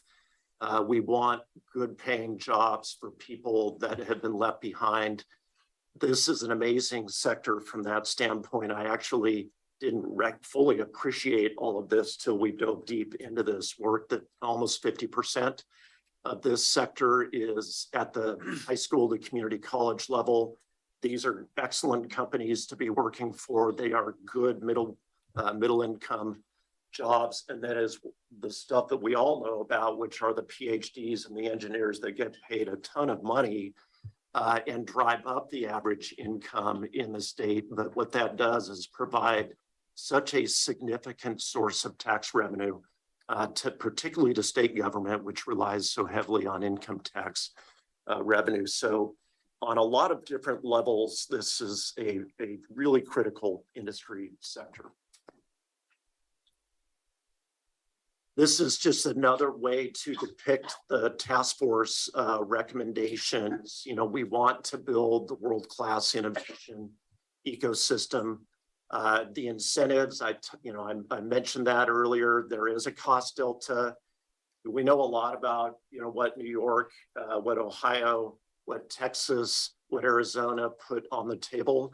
We won't be putting that level of incentive on the table. We just don't have those tools in Oregon, but we do need to modernize the incentive package that we have. And we do need to stretch a little further in putting things like the Strategic Reserve Fund, which in Oregon has been, frankly, not budgeted in a way that allows us to really compete in this industry. So those are the types of recommendations we'll be bringing forward on the incentive side. The world-class talent, again, that's our sweet spot. Nurture, invest in that. The university partnerships, we're doing very well there. Nurture, invest in that. Environmental regulations, the governor actually chaired that subcommittee of the task force. A lot of that is around the permitting associated with air quality and kind of the certainty of the schedule around air quality permitting. There was a lot of work done there. And industrial land, and just my role has been to lead the staff effort to support the task force work on industrial land. My boss, Curtis Robinholt, sits on the task force. Mayor Callaway sits on the task force. Travis Stovall, the mayor of Gresham, is the chair of the industrial land subcommittee. And we have a very large subcommittee of notable players that you would recognize. And I will say industrial land is probably the hardest of all these topics, which probably doesn't surprise you. So on to that topic, land and infrastructure. I'm going to back up these findings with the next couple of slides. But again, this is kind of the punchline in the task force report.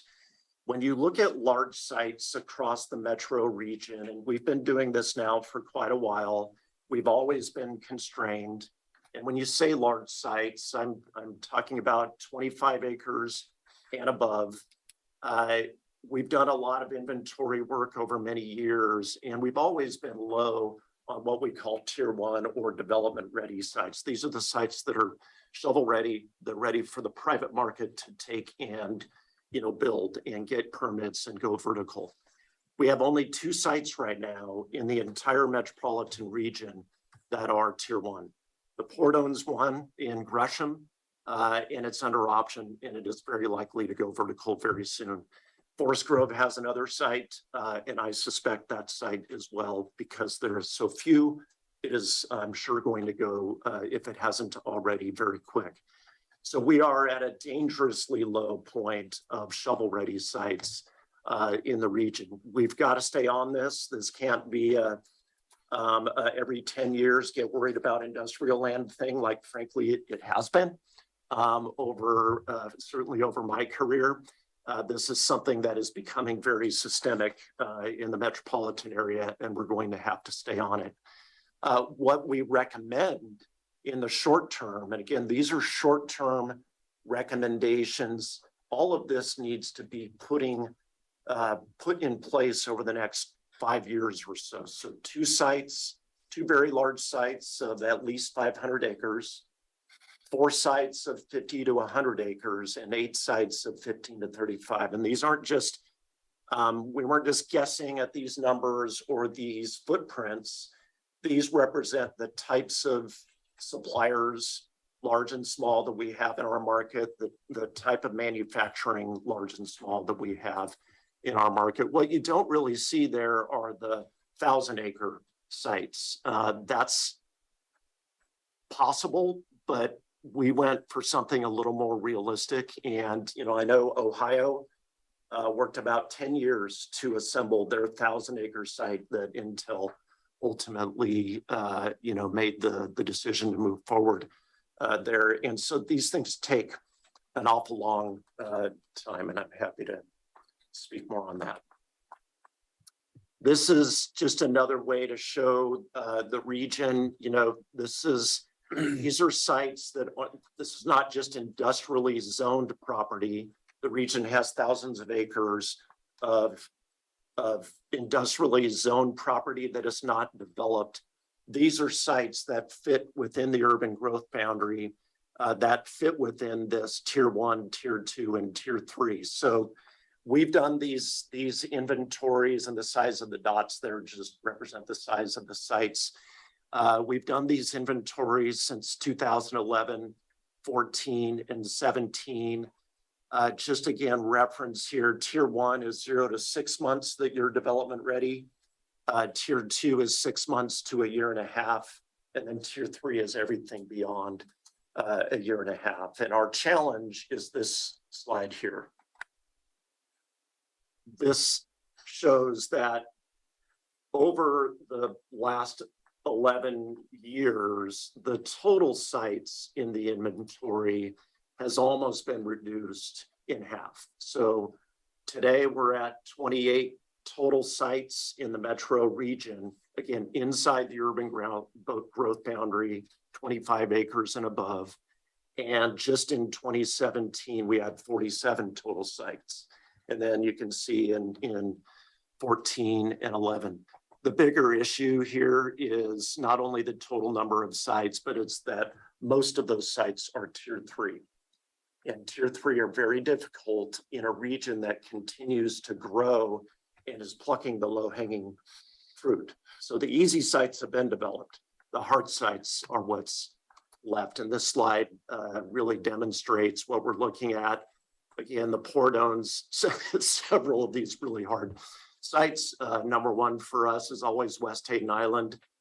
You know, this is an 800-acre inside the urban growth boundary, slotted for industrial, but has yet to ever be zoned or annexed by the city of Portland, and frankly, unlikely to be after many, many, many attempts. So while West Hayden Island shows up as a really big dot, we're at least 10 years away from getting that property to a shovel-ready status. We have another site called the Southwest Quad. It's at the airport. Similar, it's really dedicated for airport use. We have a lot of gravel pits in the region. We have the Springwater Corridor in the Gresham area, which for any of you that have been out there know that it's very hilly. The topography and the infrastructure make it unlikely that it's going to be industrial. And so you can see the other dots. So the good news is we do in the North Hillsborough area have a nice solid yellow tier 2 site. And then the very small 2 green sites are the Forest Grove and the port site in Gresham. But this is a troubling picture for those of us that want to make sure that we're moving forward with important economic development projects. So, you know, where are we? We know a lot about the problem around the site readiness issues because we've done these inventories. To Metro's credit and various partners, we've also done a site readiness toolkit.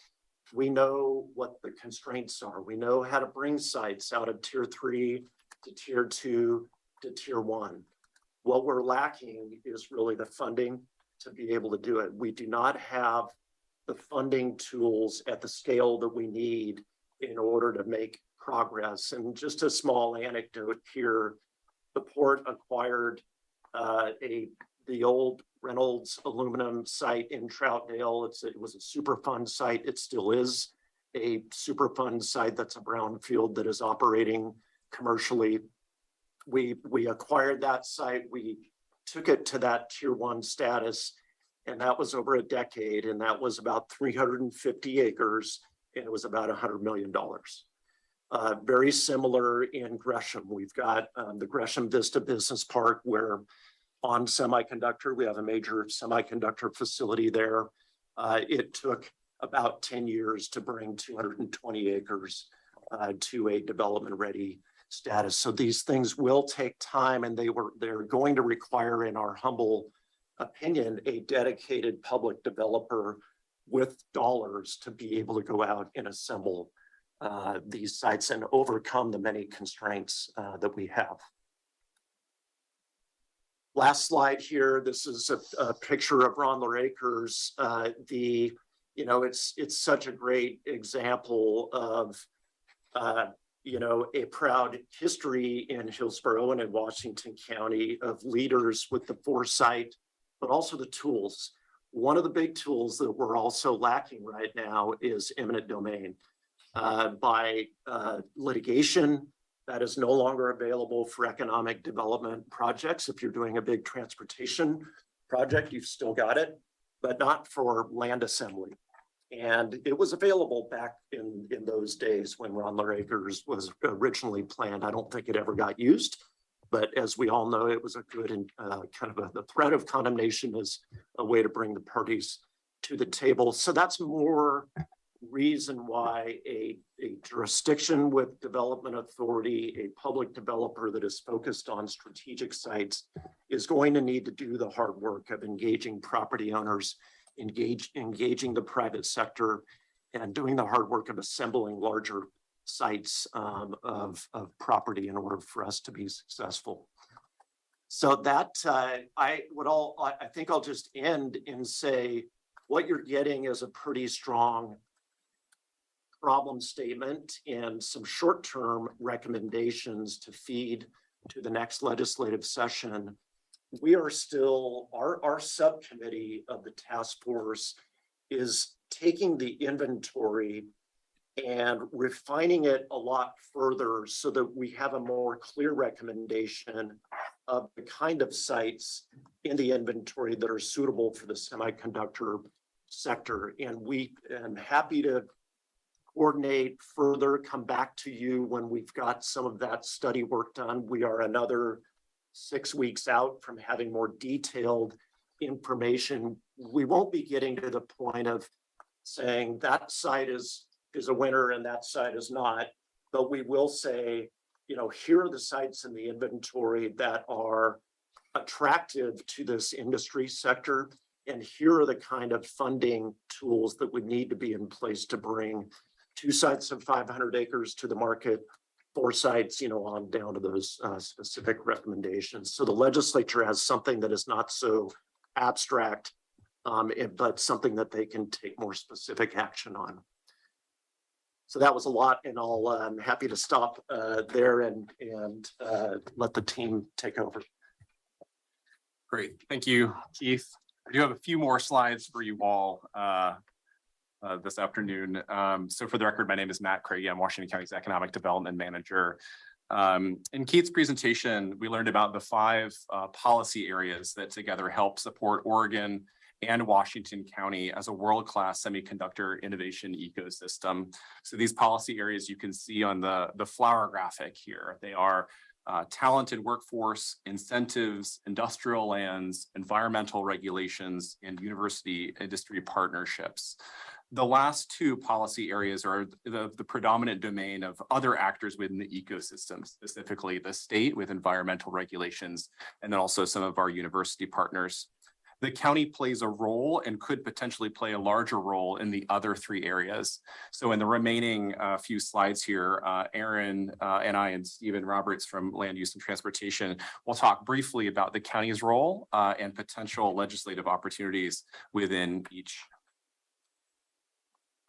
We'll start with talent and workforce. So here the county already plays a substantial role as a convener, a financial sponsor, and a connector.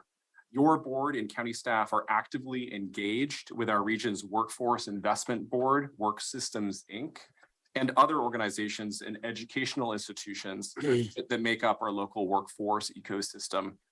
Related to the advanced manufacturing sector, specifically, a portion of the county's American Rescue Plan Act funds support training of workers to help them acquire jobs in this sector. These contracts with those including Work Systems, ERCO, and Portland Community College, among others, provide hands-on tool experience, career exposure opportunities, and wraparound supports to help navigate Washington County residents into advanced manufacturing.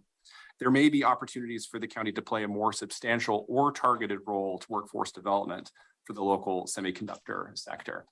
Aaron, I'll turn it to you for legislative. Thanks, Matt. And if we look at what the task force has recommended, it's a lot of investment in ongoing projects. Right now, they aren't coming to the county, but they're coming to our partner. Sorry. The recommendations are to the partners that we work with and creating pools of investment. And so while it's not something that I would see the county being the forefront of it, we are a supporting partner in those conversations like we are with all workforce development. And I think the key there for us with the board's nod in a sense is just ensuring that we are living up to the assessment of investing in equitable outcomes by creating programs and opportunities that look to early development programs to really put people into certifications and in career paths that lead to job readiness and reduce the barriers to access to those programs as a partner in that conversation as opposed to the lead.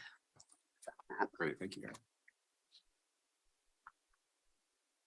In the second policy area, we'll talk about incentives. So in regard to incentives, and we heard Keith talk about this in his presentation, our state's most powerful financial incentive is the Strategic Investment Program, or SIP. This is a 15-year tax exemption program for substantial capital improvement investments made by traded sector businesses. SIP allows, or SIP, allows Oregon to compete for investment with other states. I should note, and Keith mentioned this in his presentation, that is less robust than most state investment packages, meaning that without SIP, Oregon would struggle to attract some of these large investments. With SIP, our role is to convene local partners and to negotiate SIP opportunities with private sector partners. There are other local incentives that our partner agencies use, such as tax increment financing and enterprise zones. Although we do not currently use these tools at the county level, we have a role to convene and support our local partners in their implementation. And from the legislative perspective, the incentives bucket is the clear place where Washington County can take a lead in the conversation of maintaining, extending, and enhancing those tools, and also telling the story of how those incentives benefit not just the recipients, but the businesses that support, serve, and partner with those larger partners. This is not about one partner agency. It is about all of the businesses, all those smaller dots that we also work with across the county that have a piece of this sector. So currently we are working on how we tell the story of how SIP and gain share affect great outcomes for the county, the community, and the state as a whole through more specific research and analysis of the return on investment, which we will be bringing to your board and working into as we discuss what our legislative priorities are for the 2023 session. With that, I think we're turning it over to Stephen. Great, for the last policy area. Your dance. Chair shuffle. Good afternoon, Commissioners. Stephen Roberts, Land Use and Transportation Director. So on the industrial land side of the equation, so the county plays different roles in this regard too. We are in some cases convener and coordinator, working with cities, the region, the state, our industry partners and our community, and we're all striving to balance the need for employment, housing, and transportation system improvements. One example where we've played this role has been in about 2015. We led a industrial site readiness report and assessment looking at sites in Washington County, and just a couple of the key takeaways there were that, we had very limited availability of development ready sites. You just heard Keith say that as a regional finding as well. And then, the need to help play a role, at least in determining where we do have opportunities for some industrial development. Timeframe in particular was an issue, as well as Keith just mentioned here. So we had at that time 0 sites that were really considered development ready within 1 year of those 12 sites that we looked at. One of the key findings there too, there were significant infrastructure needs. So both transportation and utilities investments needed in order to help get some of those sites to that development ready status. I think from a permitting and planning standpoint, again, we play a role coordinating with cities that are working on development applications within their jurisdictions, where that has implications on the county transportation system. We, within our urban unincorporated areas, do have some industrial sites where we're also responsible for doing the land use reviews and permitting for those sites as well. And then in whichever role that we're playing in that regard, part of our role in that permitting and planning is just being responsive to those private industry investments. And so helping to ensure that we're able to help support those investments when they're presented to us. And then lastly, infrastructure development. So of course, the county has a longstanding role as a significant provider of transportation improvements in Washington County. And again, we play a strong role coordinating those efforts with our city partners, with the state, and in some cases, potentially the federal government, as we're seeking additional funding to implement transportation system improvements.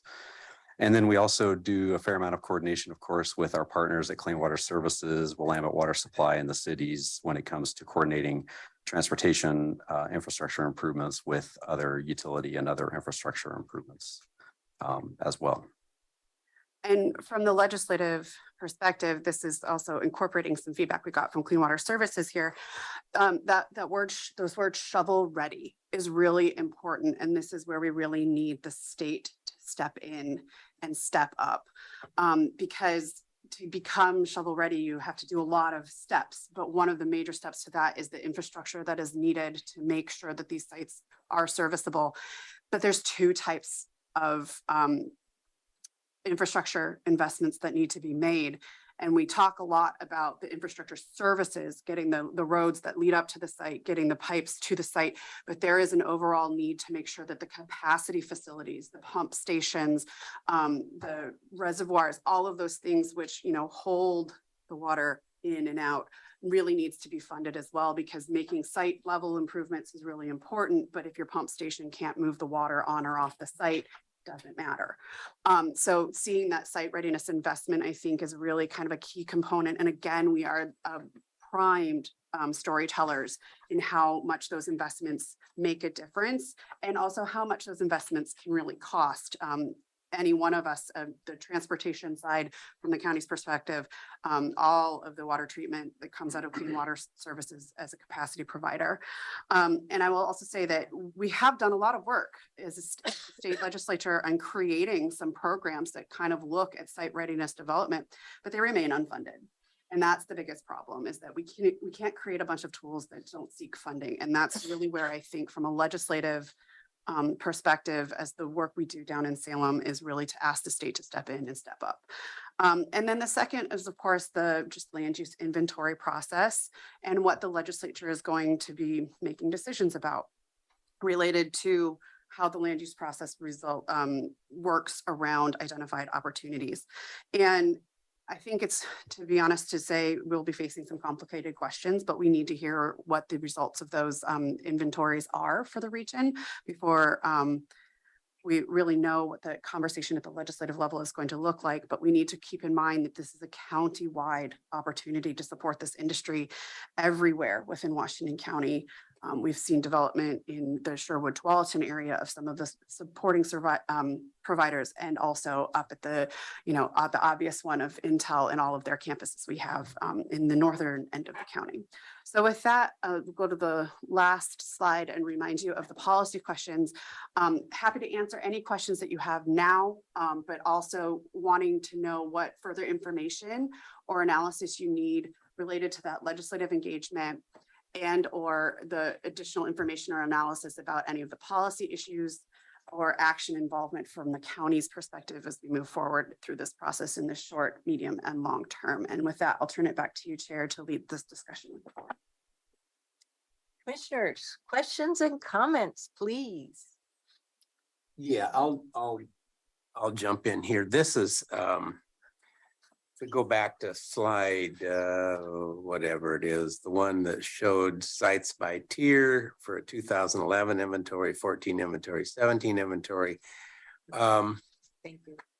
Yeah, I hate to be, the wet blanket on this deal, but this is not new. I mean, we had this discussion, Keith, you know this. We had this discussion when I was during my mayor years. 2011, we tried to sound the alarm, 9 industrial sites, tier 1, are you kidding? And then we bumped it up to 14 in 2014, 10 in 2017, and we have 10. This is like, we've been repeating this same song now for about 12 years at least, and nobody is listening. Our state leaders would not step in and provide the investment. Our regional government would not support Washington County and specifically the city of Hillsborough. What's different? Because everything that you put in the slide presentation to me is deja vu. What's different? Yeah, Mr. Commissioner Willie, I think what is different is the incredible opportunity for growth and expansion in the semiconductor industry. We've typically been arguing these issues in what I'll call the abstract industrial land, and expect that people will connect it to economic well-being.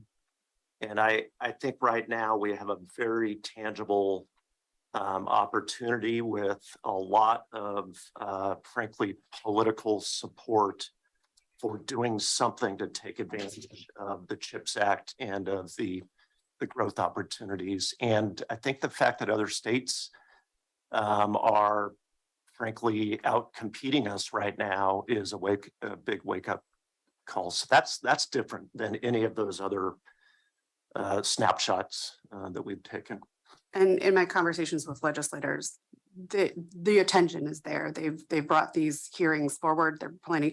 The main conversation around economic development right now is around the conversations this report has raised up. So there is a political will to act. It just has to be one that's sustainable. And I think that's part of the messaging that we would have to approach, is we can't just do this every 10 years. So the federal level has targeted this industry. That's changed. And the state is making a decision to double down on this industry, which is different since 2009. And I get that. And I'm hopeful that that is actually true, considering the amount of grief we had to go through to get gain share extended 1 year last year. The pushback we get whenever we mention the SIP agreement and the possibility of another one. The grief, quite frankly, that the city of Hillsborough has gotten for their designation of enterprise zones. I mean, the only reason that the land out by Genentech and all that in there is even feasible is because the city of Hillsborough put in an urban renewal district that enabled that funding for the infrastructure. I see that we in Washington County have used all the tools that we have available to us, but the fact of the matter is we're out of dirt. And whenever we say that, our state legislators push back and don't provide us with the support that we need to actually get these things done. And it's not like we haven't done the study on where it is that we need this, what opportunities we have region-wide. There still hasn't been any money from the state. So what you're telling me is now the state has finally saw the light? I'm hopeful. I think you asked about what's different. There is a level of urgency and energy right now politically in addressing these issues in ways that didn't exist in those prior years. So to me, when the rubber meets the road is going to be this legislative session. They're going to have to step up. Yeah, and I'll also just to add that, those of us that are engaged in economic development need to stay on this and stay diligent and be a squeaky wheel. I do think it always goes in these cycles. And we have a decade of support around this sector that needs to be put in place. The level of investment from the federal level is staggering.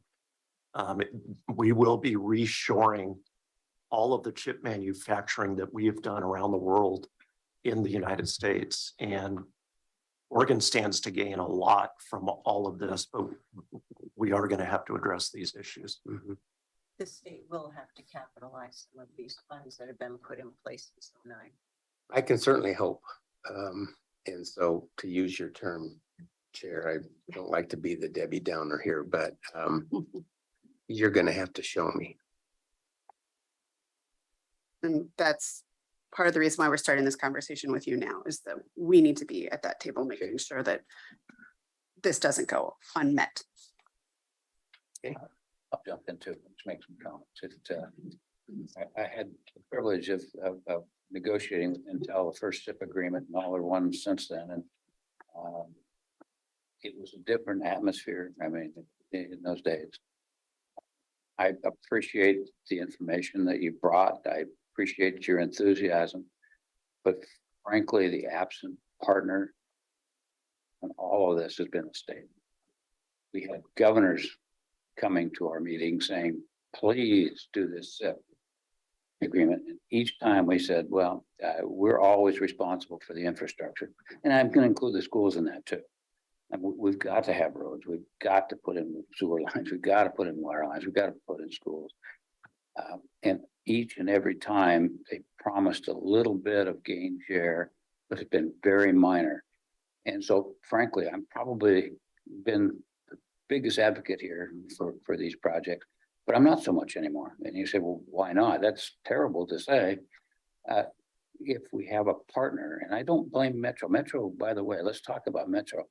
Down in the Tualatin Sherwood area, I know that's not prime area for chip because of some of the seismic issues, but it's great for the smaller sides.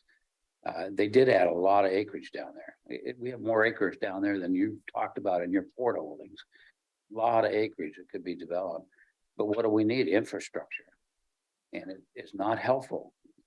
This person, now you won't even mention her name, but she was a senator from my particular area, state senator, advocating no more gain share. It was hurting kids around the state.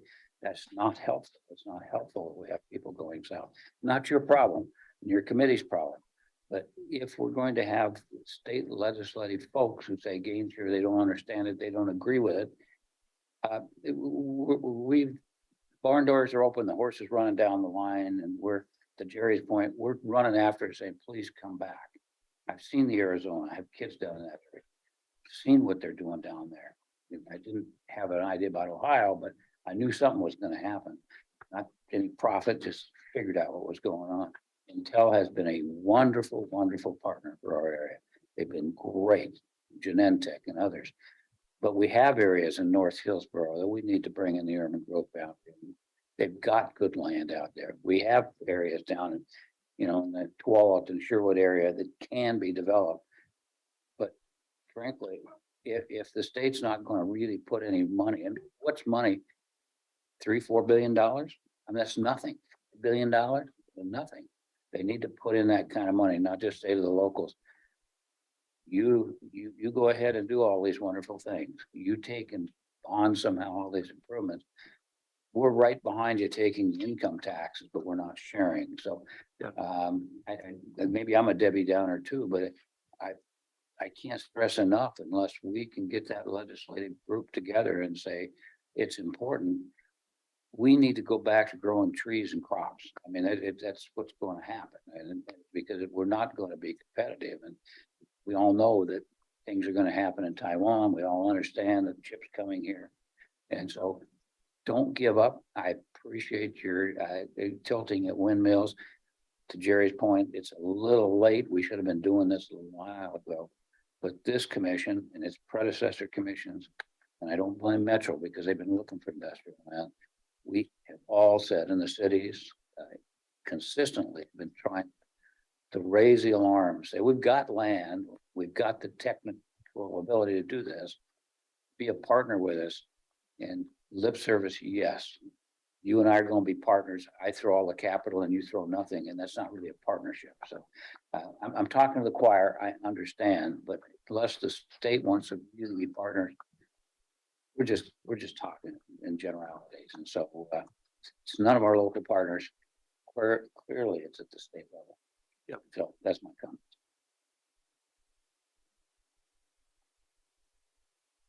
Commissioner Fine, Commissioner Treese, any thoughts? Yes, thank you. Great presentation, Keith, and nice to meet you. Were you with the governor on your trip? I was. Well, this is really a good presentation, and I think my first question was to Matt. I think your slide you presented when you were talking about the county role around partnership and workforce development. I think in your talking point, I think it's a slide 24. I think in your talking point, you mentioned all the listed and then you said ERCO, but I don't see ERCO listed. So I think we should be respectful and list them as well if we're going to use them. So it's just that discrepancy right there in your slide. I thought should be worth pointing out. And in terms of analysis, some of the questions I had, it's probably coming forward, but in my head, I had a lot of analysis reports requesting like the environmental impact, some concerns about that. What do we know? And is there going to be an analysis around the environmental impact? And then I was also wondering, especially with the economic development and the land use portion and the government involvement being centered here, I was thinking about, well, what else do we know about the equity implications of this too? And what does that mean for the community? And is there going to be a sort of an analysis coming forward? And then, tying it to the workforce, where is the role for community? And especially funneling to that, some of that investment incentives to the community. So those are all the small reports, maybe perhaps big requests, some of those analysis that will be helpful for us to tell especially something that Aaron said resonated with me in terms of telling our story. And I don't think if we can tell a good story, if we don't know the environmental impact, or if we feel comfortable what the environmental impact is, and then also understanding the equity implications and the analysis of that, and then the role for the community large. So those are all the things that were in my head as you were talking.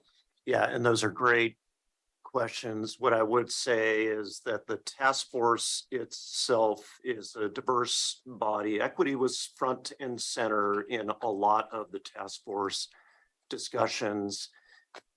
We're operating still at that really high level without the specific citing like information around environmental impacts and specific community impacts. So I would say as the analysis and the opportunities, an example of this would be if a company in Oregon applied through the CHIPS Act for a specific siting of some kind in a community, accompanying that would be a lot of the deep dive on environmental review, there would be NEPA, there would be federal dollars, all of those things would be put into play.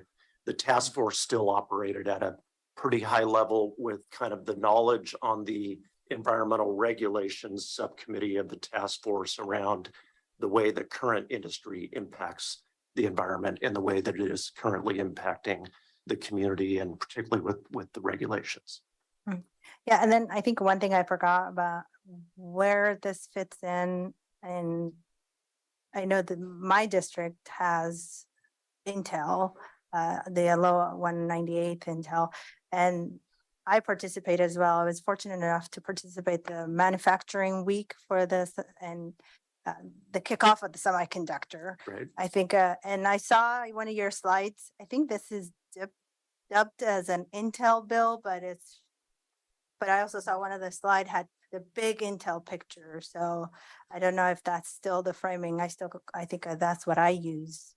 But not that that's the message I got from you. I'm saying I think the perception is out there that this is an Intel bill.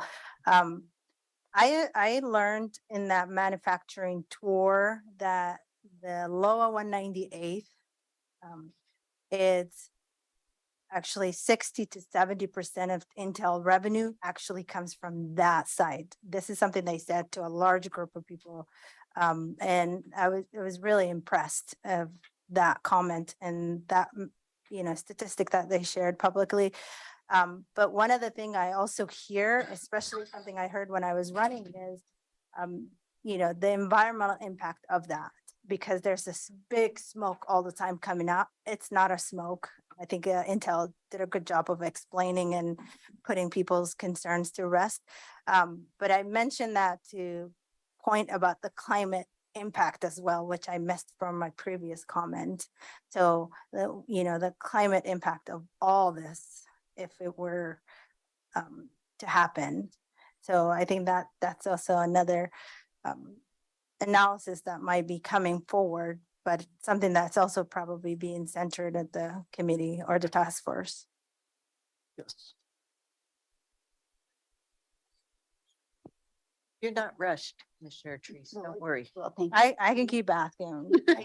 This is huge. So more. Thank you, Commissioner Fai. Thank you for this report, this presentation. It makes the report easier to understand as a whole.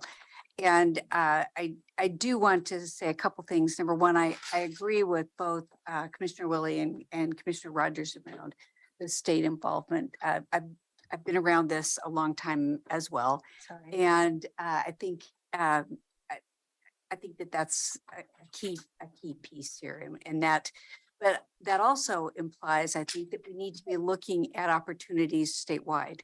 So as much as, yes, I think it's important to look here, but I also believe that this is something that needs to be embraced across the state and every opportunity explored. The other question that I have just in this makeup, was Clackamas County looked at as well in this? Yes, and that has come up a fair amount, and they are in the inventory.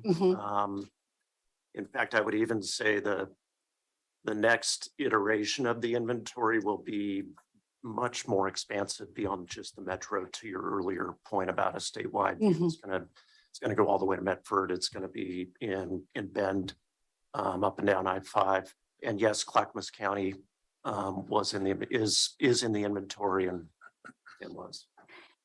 And by the way, I do recognize that no matter where an investment is made, it benefits all members, the whole state. So I just want to say that. But again, thank you. And the last thing I'd like to say is, as we look forward and as we move forward, I think this partnership that we're talking about has to be a partnership locally with us, with the county, with cities, with other groups, as well as a statewide partnership. So that's something that I would be focused on as well.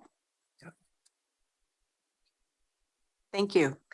I think first I'll start with, along the way of this presentation, I was smiling at different portions because I've been there as a Metro counselor, funding having budget amendments to go start the industrial readiness, land readiness projects, so on and so forth. So been in this domain for a while, feels and sounds very familiar. Slide 19.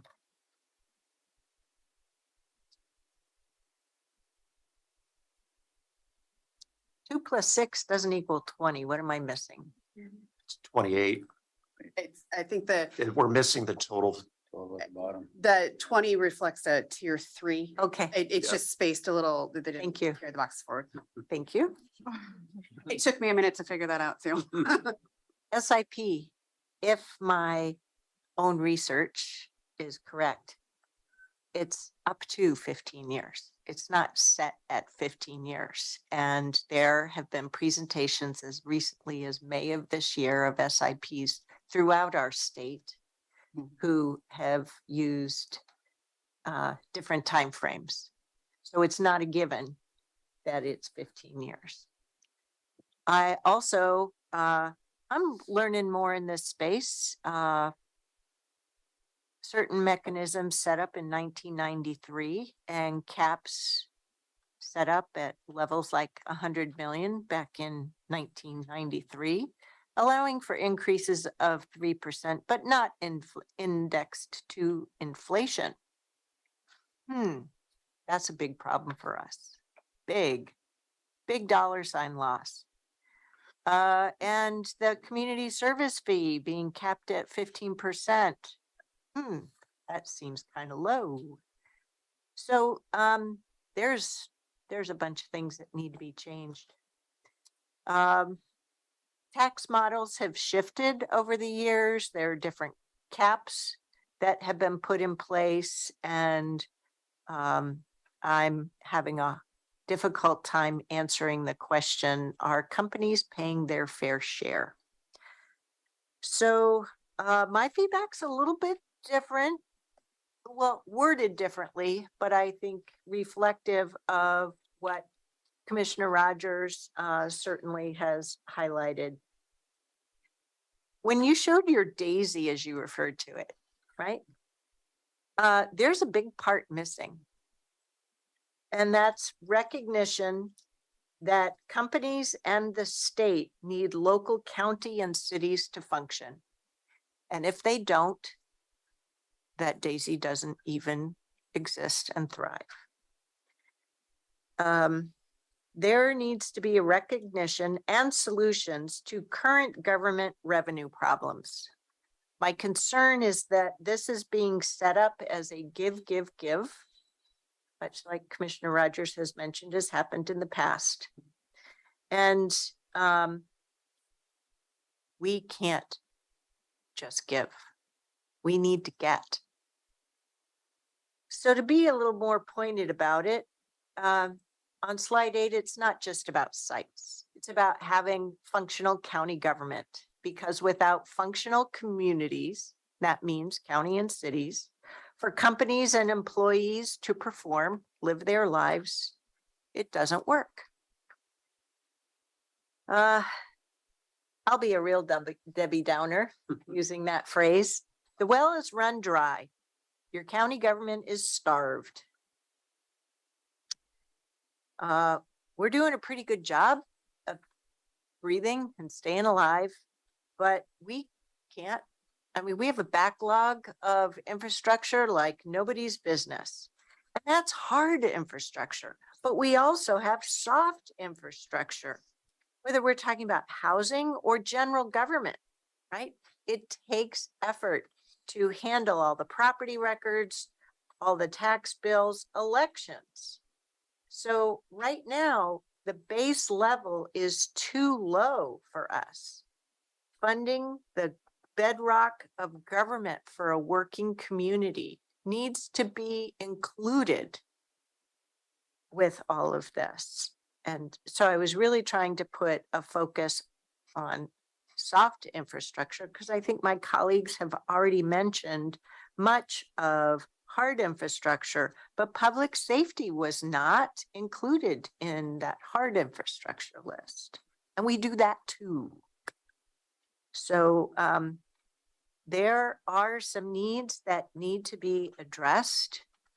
We're not going to be, this isn't one of those situations of, oh, just fire up another 15-year SIP and, you know, look at the percentage of tax level and fees that our two companies here in Washington County have used, one of which has the lowest percentage in the state.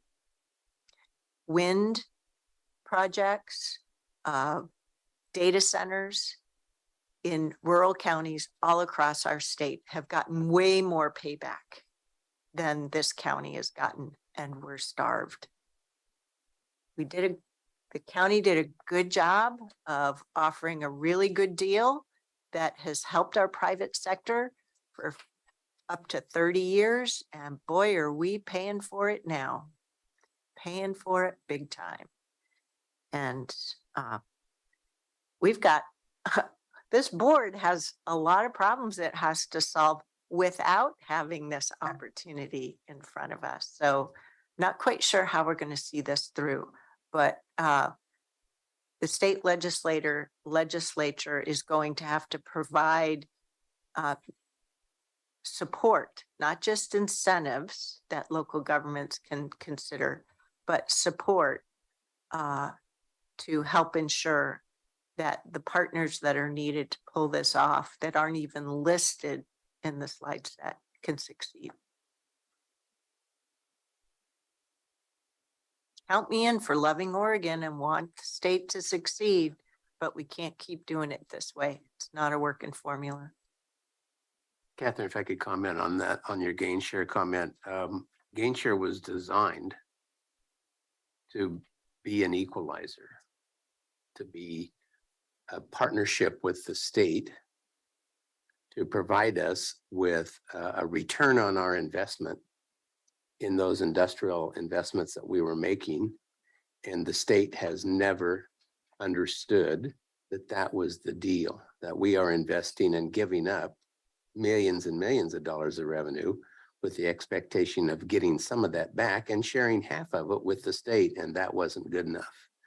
And so hence we have a $15 or $16 million cap, which doesn't even begin to scratch the surface of the investment that Washington County has made in this arena. So again, I came across pretty strong as being the wet blanket, but again, if we could not get our legislators to understand that concept and thinking that we were making off as the bandit, I am having a hard time thinking that all of a sudden they're going to get this as well. But we could only hope. I'd love to go back and revisit gain share. I'd love to go back and make sure that our SIP agreements in the future are a little bit more enticing to us. But I gotta see a stronger hand from the state before I'm going to believe any of that. But if we have opportunity, I'd say let's go find out what it is. Do we even know who from the metro region or the 3-county state delegation will be the most well-versed in this arena? Currently and expected in the 2023 session, Representative Janelle Bynum, who represents portions of Clackamas County. She is set to be, she's currently the chair of the interim small economic development committee. It has a new name every year, so I can't remember what it is exactly. She is the point person in the legislative work on this, and she has asked what we need, what is going to work for local government, because she wants the state to walk with us, not tell us to go forth and do the things. So she is going to be she is probably already the most well-versed within the delegation. But I will also say that in my conversations with like Senator Spellman, Representative McLean, and a few others, they are paying close attention because they know what this means in Washington County, the investments that it takes to be successful to build our communities. So it is going to be the mission of your GR team to make sure that if we are talking about, as we are talking about these things, as we are talking about gain share, and looking at these other incentive tools, that we are explaining in a way that is clearer, and we are working to get the data to do that. With our partners at the City of Hillsborough, we are looking specifically at what the return on investment has been for the community, the county, and the state in having our SAP agreements in place. Because there's numbers and then there's depth of numbers, because I think as Matt has drilled into my head, it's not just what we give to Intel, it is all the other supporting smaller suppliers and manufacturers that develop up around an Intel within Washington County that also play an enormous role. And we haven't really heard the story completely of that return on investment. I think the other piece of it is that the Business Oregon report on the return on investment on property tax incentives shows statewide the SIP pays for itself, but it doesn't dig deep into an Intel versus a wind farm. And we need to make sure that we know where we stand. So if there are modifications to be made, that they do support our needs as a county to make sure that we can pay for the work that we have to do to become that community where people want to live, work, and play. So Representative Bynum had called me a couple weeks ago. I called her back, texted her back, and I still. She's in between staff because we maybe stole her staff. To work on our GR team, but I'll make sure that you guys are connected. So, but yeah, this is an ongoing conversation and we'll be there at the table. Not a good step forward to be stealing their staff. I mean, you know. I I will, didn't force him to. Yeah. I will say that Representative Bynum has been very active on the issue. She even called a special meeting of the Business Oregon Commission last week. I happen to sit on that commission. She's very actively seeking help and collaboration, building a legislative package to take forward. Can I ask one more question? I didn't hear it today, and I want to get to our friends Tualatin. We all want to, and we got a meeting tonight, but we've been talking a lot about SIP. You know, I understand that program. We dealt with that property tax for personal property, and we made it very clear to Intel and others that that's what it was. But this states a number of other impediments for large industrial income taxes. I mean, you're not going to compare yourself to Texas. You're not going to compare yourself to Florida. I mean, I've talked with folks, in fact, down in the Tualatin area before, current mayor, that I said, why don't you bring your headquarters? And I said, we don't like your income tax structure. So we all can have opinions on that, but is this strictly incentive on some sort of property tax abatement? And then we're asking, and that's what we've been talking about, the infrastructure, or is there a more complete package of what impediments we have to attracting large industry in here? Yeah, you know, to date, the discussion has been pretty much within the frame of the current incentive picture, but just modernizing those incentives and adding funding to those incentives, with probably with the exception of a more robust strategic reserve fund that is highly flexible, that you can use to help do siting decisions. But there has not, to my knowledge, been a lot of discussion around kind of Oregon's tax, overcoming the fact that the income tax kind of sticks out for high income people that force discussion. In some of the incentives conversation, not for personal income tax, but there's a bunch of tax credit proposals as well that would feed the businesses themselves. So we can provide you more information on that if you'd like. Just curious. I mean, it's like saying that we only have one thing to deal with. There's a whole comprehensive look. And I just was, yeah. That's why I do think this, again, if we get traction in the 23 session, it's step one of many steps that need to be taken over a period of time that is going to be a much more comprehensive and holistic view of how we support this sector. I assume that all those rural counties that have SIPs, that all of their legislators know the power. Okay. Yeah, we are definitely partnering. So the eastern counties have their own lobbyist that has worked with us. They are also part of the Economic Development Association, or OEDA, and a number of other partners. And as we continue that conversation, we will continue to work with them because they also are part of the storytelling of how those programs work. Well, and remember that rural SIPs have a lower bar for qualification, 25 million versus Yeah. 100 million Correct. so yeah. Well, thank you for your time. We will continue to have this conversation with you. If you have other questions that you need to have answered as they come to you later, we are here to help, and we thank you for your time and consideration. Thank you for your work. You bet. It's gonna be a busy session. Well, now we're gonna move a little closer to home, but we've been going for a while. 15-minute break? Yes. Okay, Thank you. we'll see you back here at 20 minutes before 5.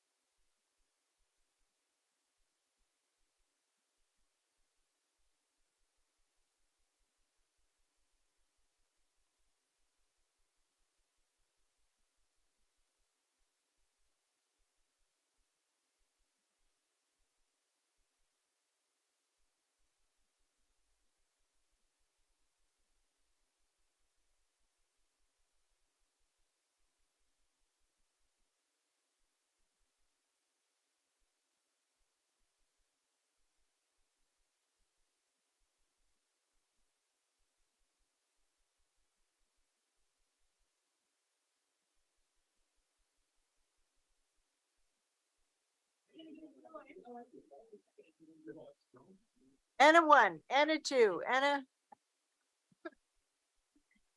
Welcome, everyone. Everybody's just here to support this topic that is starting late. Our apologies. We'll turn it over to you, Mr. Roberts. Thank you, Madam Chair and Commissioners. I'm really here just to introduce Mayor Bubenik from Tualatin, who's going to present to you the City of Tualatin's Urban Renewal Plan for their Core Opportunity and Reinvestment Area, CORA. He's also joined by Jonathan Taylor, the city's Economic Development Manager, and Elaine Howard, a consultant, and they'll be all available to answer any questions that you have.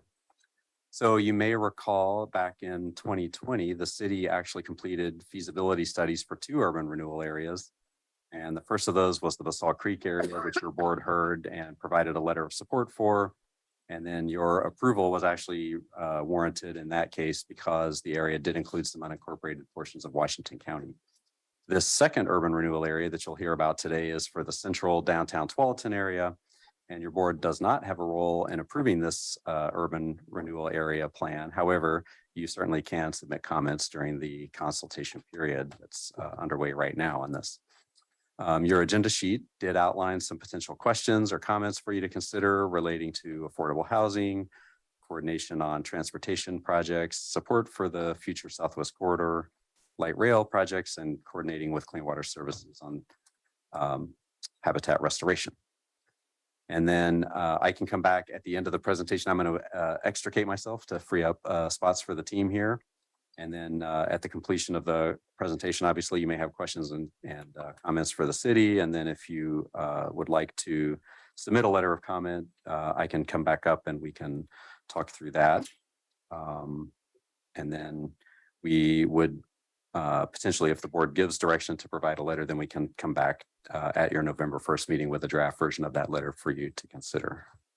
Before you're out of the hot seat. Yes, ma'am. I just don't understand from the sheet. I understand why, you know, with the downtown core one, you know, we don't have approval on that. And of course, yeah, we could comment. Go team, go. What I don't quite fundamentally understand on the 3rd page of the worksheet at the top, it said that board approval will be required for any substantial amendments to the plan. That might actually be a great question for Ms. Howard. Okay, You so can- I just wanted to flag that that's what it says here. And I can't quite connect the 2 dots. You don't, but you do maybe someday if there's a substantial amendment. So that's all. Yep. I just wanted to put that out front because the rest of the information's all good, but if I don't connect at the beginning. So Indeed. thank you. I just wanted to Okay. share that question. Right. Great. Thank you, Chair. So with that, I will get out of the way and invite the mayor and the city team to join you.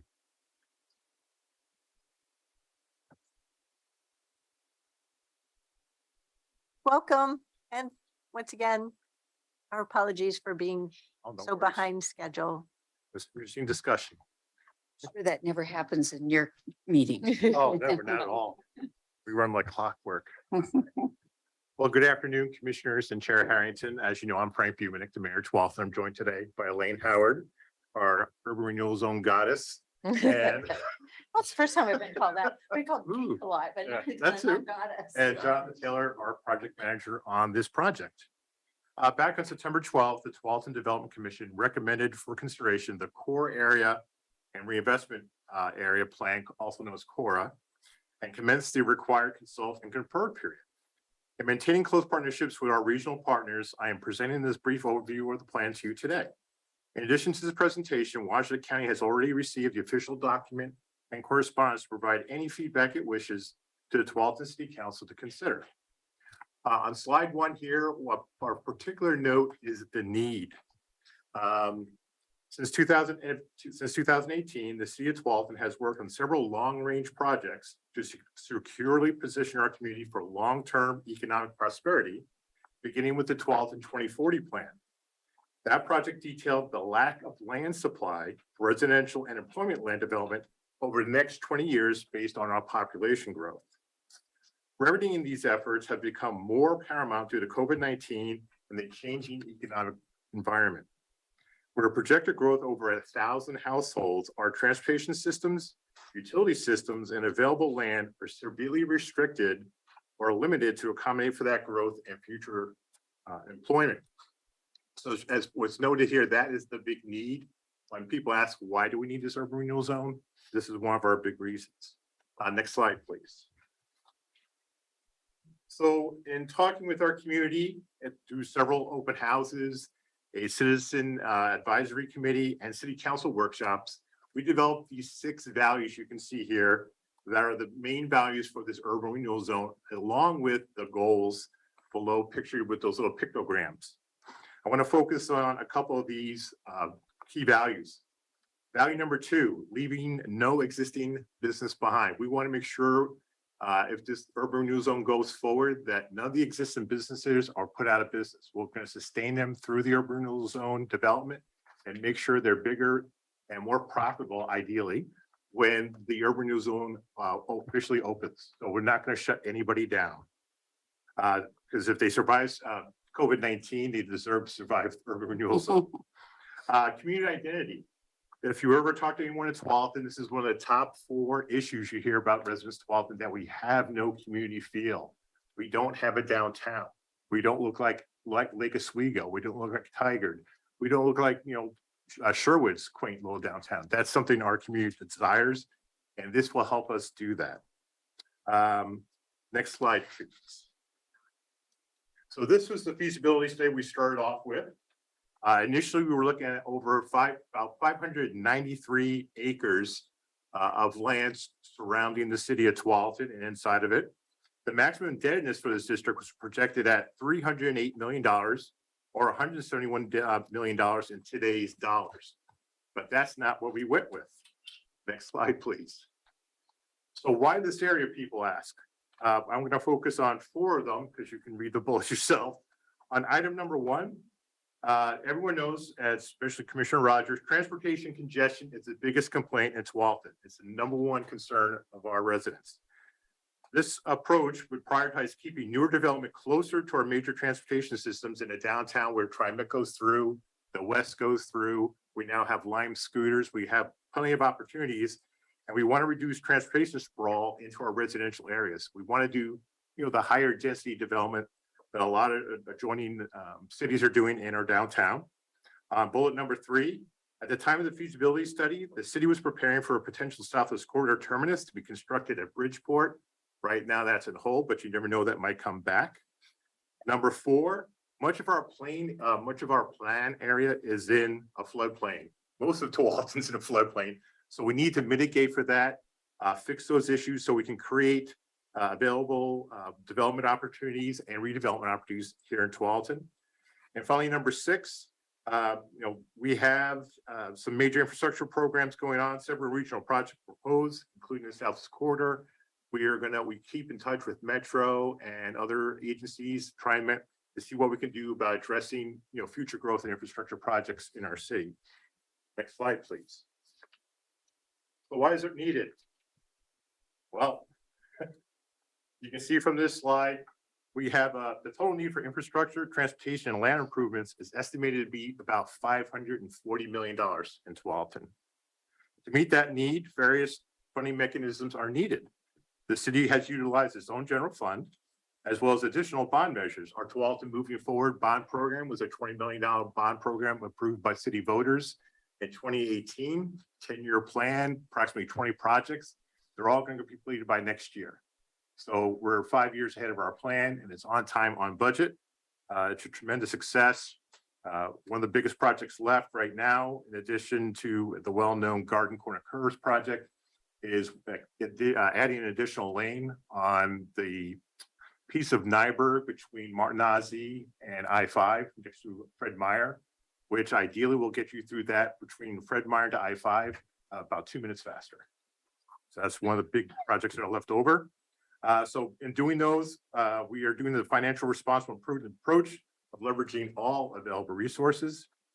And market demand has not solved many of our historically vacant parcels and properties in the last 10 years due to environmental constraints and transportation access. Everyone knows and always asks, why is Hagen still empty? Why is the Hagen's development sitting the way it is? Well, there's no motivation for the developer to do anything yet, but hopefully with this urban renewal zone, we can do that. Next slide, please. So here's our proposed boundary and our maximum deadness. And to me, this is one of the biggest, most important slides for our regional partners and our taxing districts. We decided not to go swinging for the fences. We went with a lower amount. So our conversations with city staff, community residents, and businesses, our appointed working group and regional taxing districts, the city has drastically shrunk the size of the boundary and reduced the overall maximum indebtedness. The plan we are proposing is $139 million in maximum indebtedness, which is about $81 million today, compared to the initial capacity of $308 million.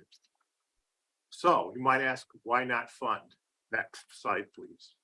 Well, as we will present in a moment, the total list of projects and associated amounts is based on our realistic expectations for completion over the life of the plan, which is about 30 years.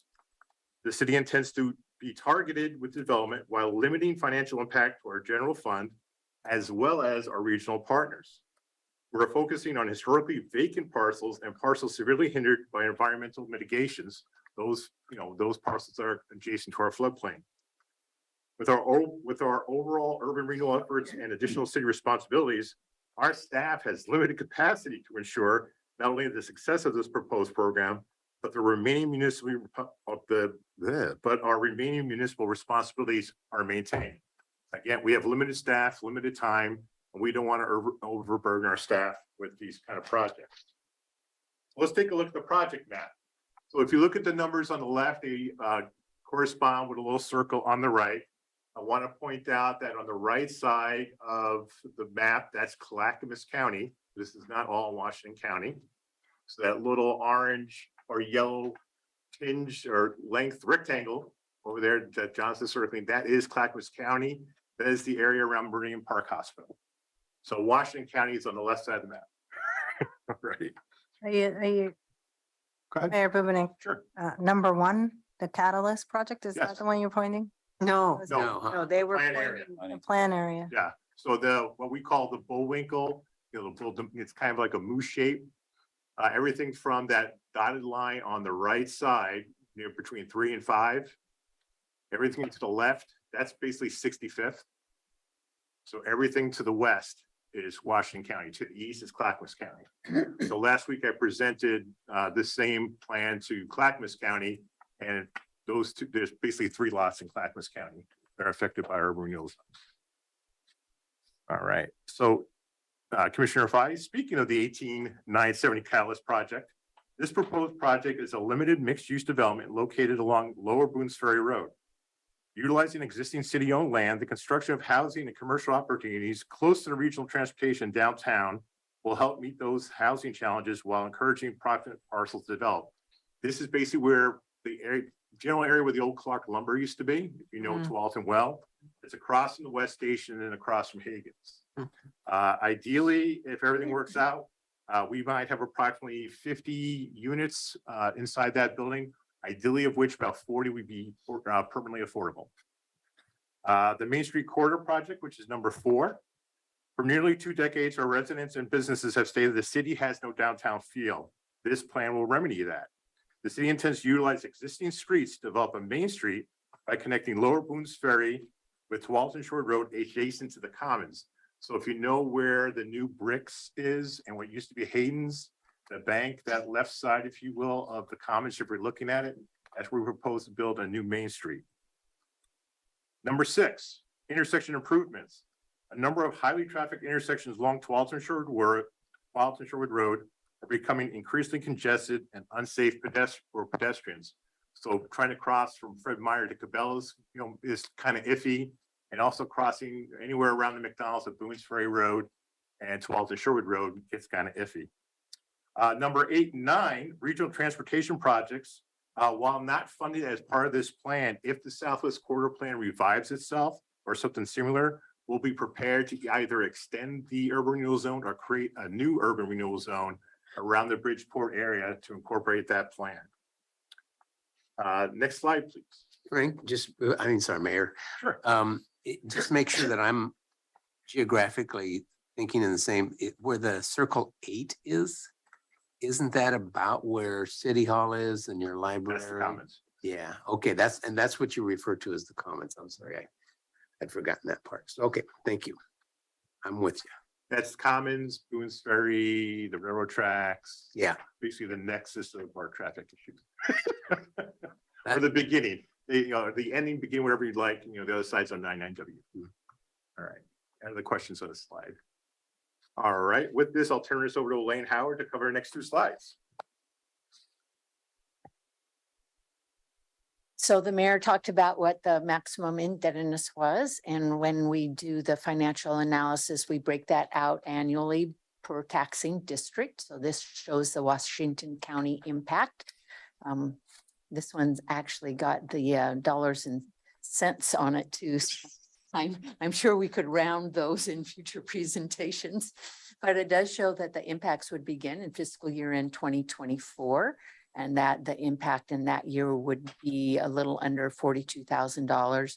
Those impacts increase over time as the assessed value within that area increase to the final year of about $2.4 million for an overall average impact, or not estimated impact, to Washington County of about $30 million in today's dollars.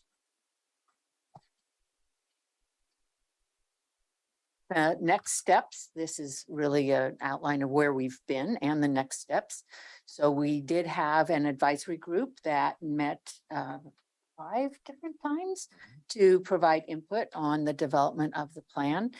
The Tualatin Development Commission reviewed the proposed plan and report at September 12th meeting and sent it out to all the taxing districts for the 45-day consult and confer. October 20th was the Planning Commission meeting. On November 14th, there is a City Council public hearing advertised to all utility customers within the city. And then November 28th would be the vote on a non-emergency ordinance for the final adoption of the plan. As the mayor said, we met with Clackamas County, we've met with TVFNR, Jonathan and I met with the school district last night, and then we've had this meeting tonight. With that, I'd like to thank you for allowing us this opportunity to present our plan. We do encourage you to, if you'd like, to submit a letter to the Tualatin City Council with any questions, concerns you might have with the urban renewal zone. And we look forward to working with you on this zone over the next 30 years. Do you have any questions at this time? May I answer the chair's question? Oh, yes. I think that was a typographical error of some part.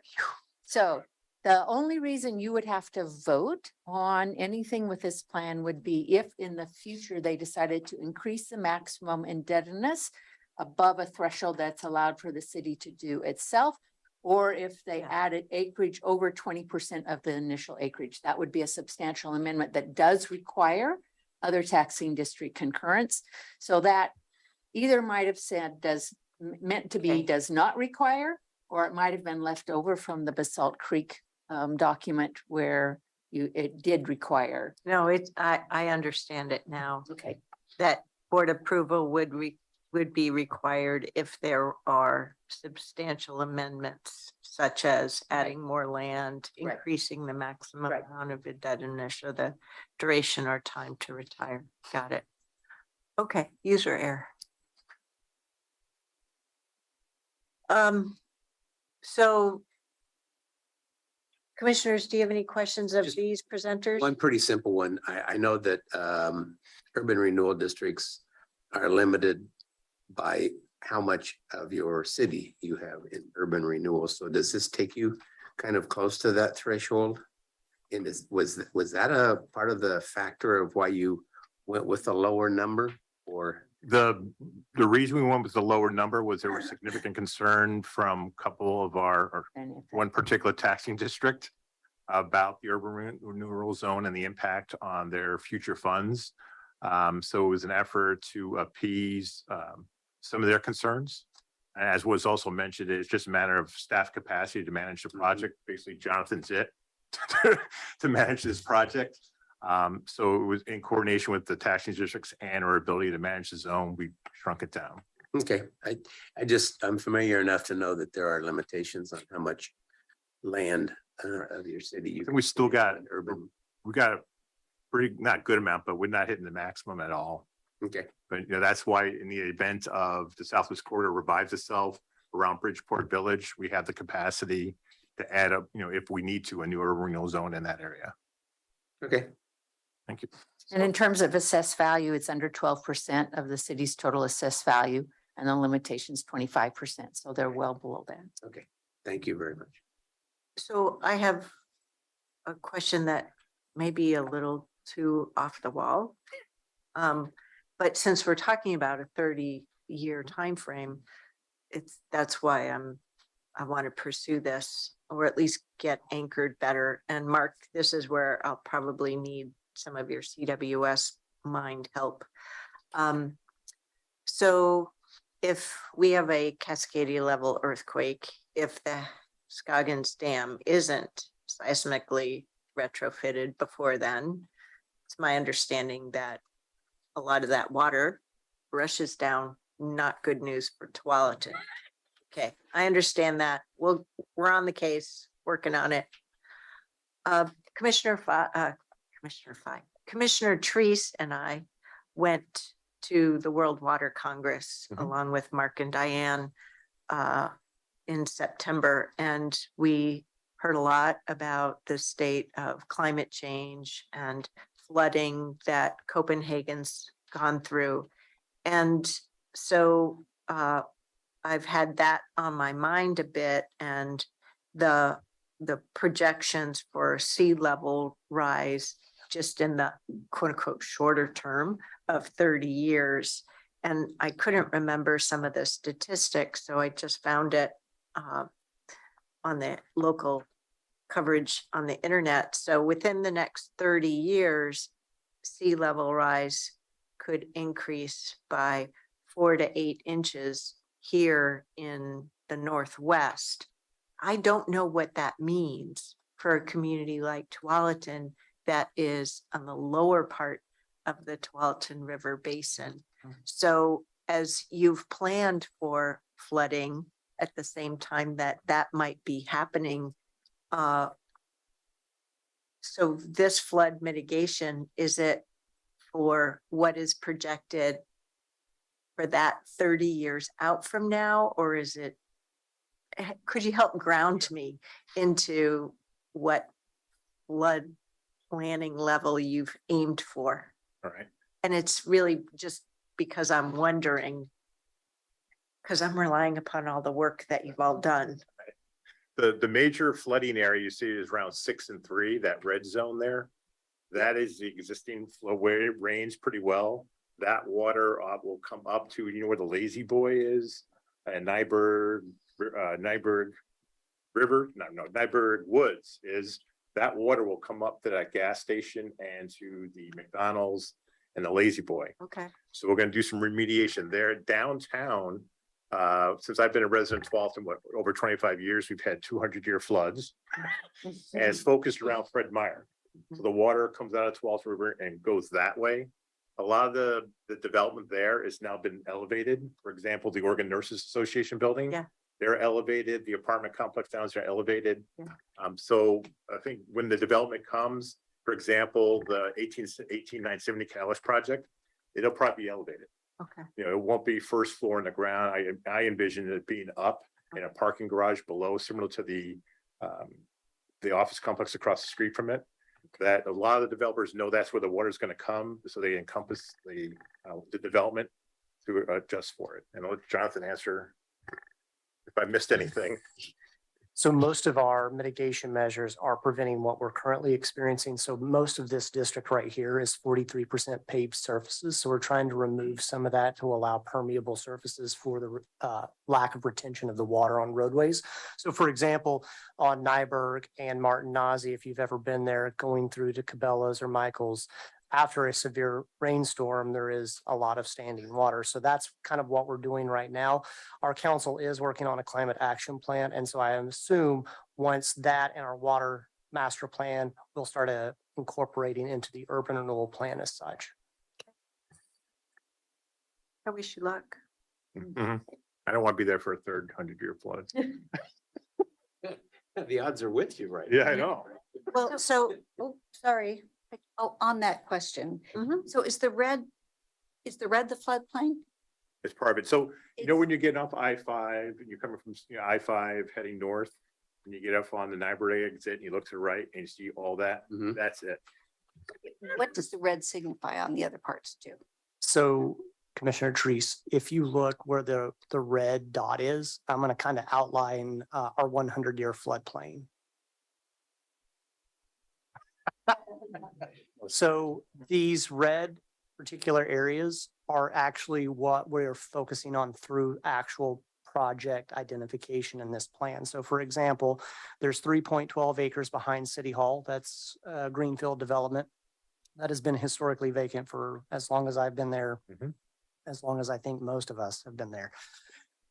One is the Catalyst project, which is still in the floodplain. And then also number 3 is the area behind, as the mayor was stating, Lazy Boy, which that was brought up in 2017 due to the 3 major rainstorms that we had that year. And our former counselor Kellogg brought that forward, and that's going to be flood retaining walls because it's a wetland right below. So there's a limited capacity of what we can actually do based on Metro's requirements, but also kind of protecting what we're required to do, which is blight prevention. Thank you. And also, I didn't mention it on number 5, that trail that you see on number 5, that is a brand new, we have a couple extensions to the trail. Residents are super jazzed about the number 5 in the southern part of the map. So picture where Fred Meyer is. So a trail that goes from Fred Meyer under I-5 and is on the southern border of that wetland.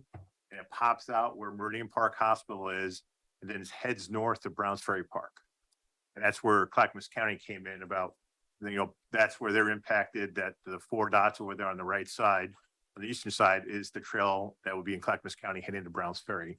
So you'll be able to walk from basically east to west Tualatin without getting on a major roadway. I interrupted you. no, I was just going to try and move us forward from asking them questions about the plan to the opportunity that our staff is highlighting. So thank you. If we could bring our staff up. We have an opportunity just to provide comment as our staff has enumerated on page 3, you know, to thank the city council, the community for their hard work on this plan, and just highlighting our continued partnership opportunities is really how I see each of those bullets, because we need Tualatin to be successful. And these are areas where I know both the city and the county can continue to work together to ensure they're a thriving community. What are your thoughts? Let me say a couple of things, Mayor and others. I agree to that last position. Thanks for explaining why you kind of made it smaller. My only disappointment with your plan was it wasn't big enough. When we did the downtown, when I was there, when we did the downtown urban renewal and the Leventon property, we did swing for the fences. We knew that there was going to be, you know, some mayor in 2022 who probably would like all those developments. So we made it big enough to do that. And the other thing I would say to you, I disagree a bit with your focus groups in regard to not having a focal point. You go to Tualatin or you go to Sherwood, you mentioned those two. No one has a lake like you have. And that wasn't just happenstance. That was because we needed that feature, but that was also flood mitigation. There's nothing you can do about the flood because I was up above 6 and 3 is my remembrance, and I saw Leslie Point. here. We all did about a year ago, and he and I walked in the Tualatin River up to about it was about this deep, and that was all that rock that came out. But if you were at all inclined, I understand your political issue apparently with another jurisdiction, but I would make it big, right? You're going to need it, and it's to those who are naysayers who say, but you take away taxes, you're not getting the taxes now. None of us are. So all you're doing is enhancing the property. So I encourage you to do that. I like that you're talking about Bridgeport. None of us, I hate to tell you, nobody in this room is going to be here 30 years from now. You said, well, look forward. No, you're not going to be here. We might be alive, but you're not going to be involved. Yeah, I won't be here. So I like your long-term look. I think you're going to need that. I think the Southwest Corridor will happen someday. And we're not going to go to Bridgeport. We ought to go to downtown Tualatin. You and I both know that. So I appreciate you doing that. But think big. I mean, you got a new 4-year term, I can guarantee. And I'm hoping that you guys are going to look at the next 20, 30 years. Just not, what's politically expedient right now. So I agree that we ought to send a message that we cooperate. I was all in favor. My reservation was again on the size of it. I thought that maybe it ought to be enhanced a bit, and they needed to take a look at really their long-term future, not just the next few years.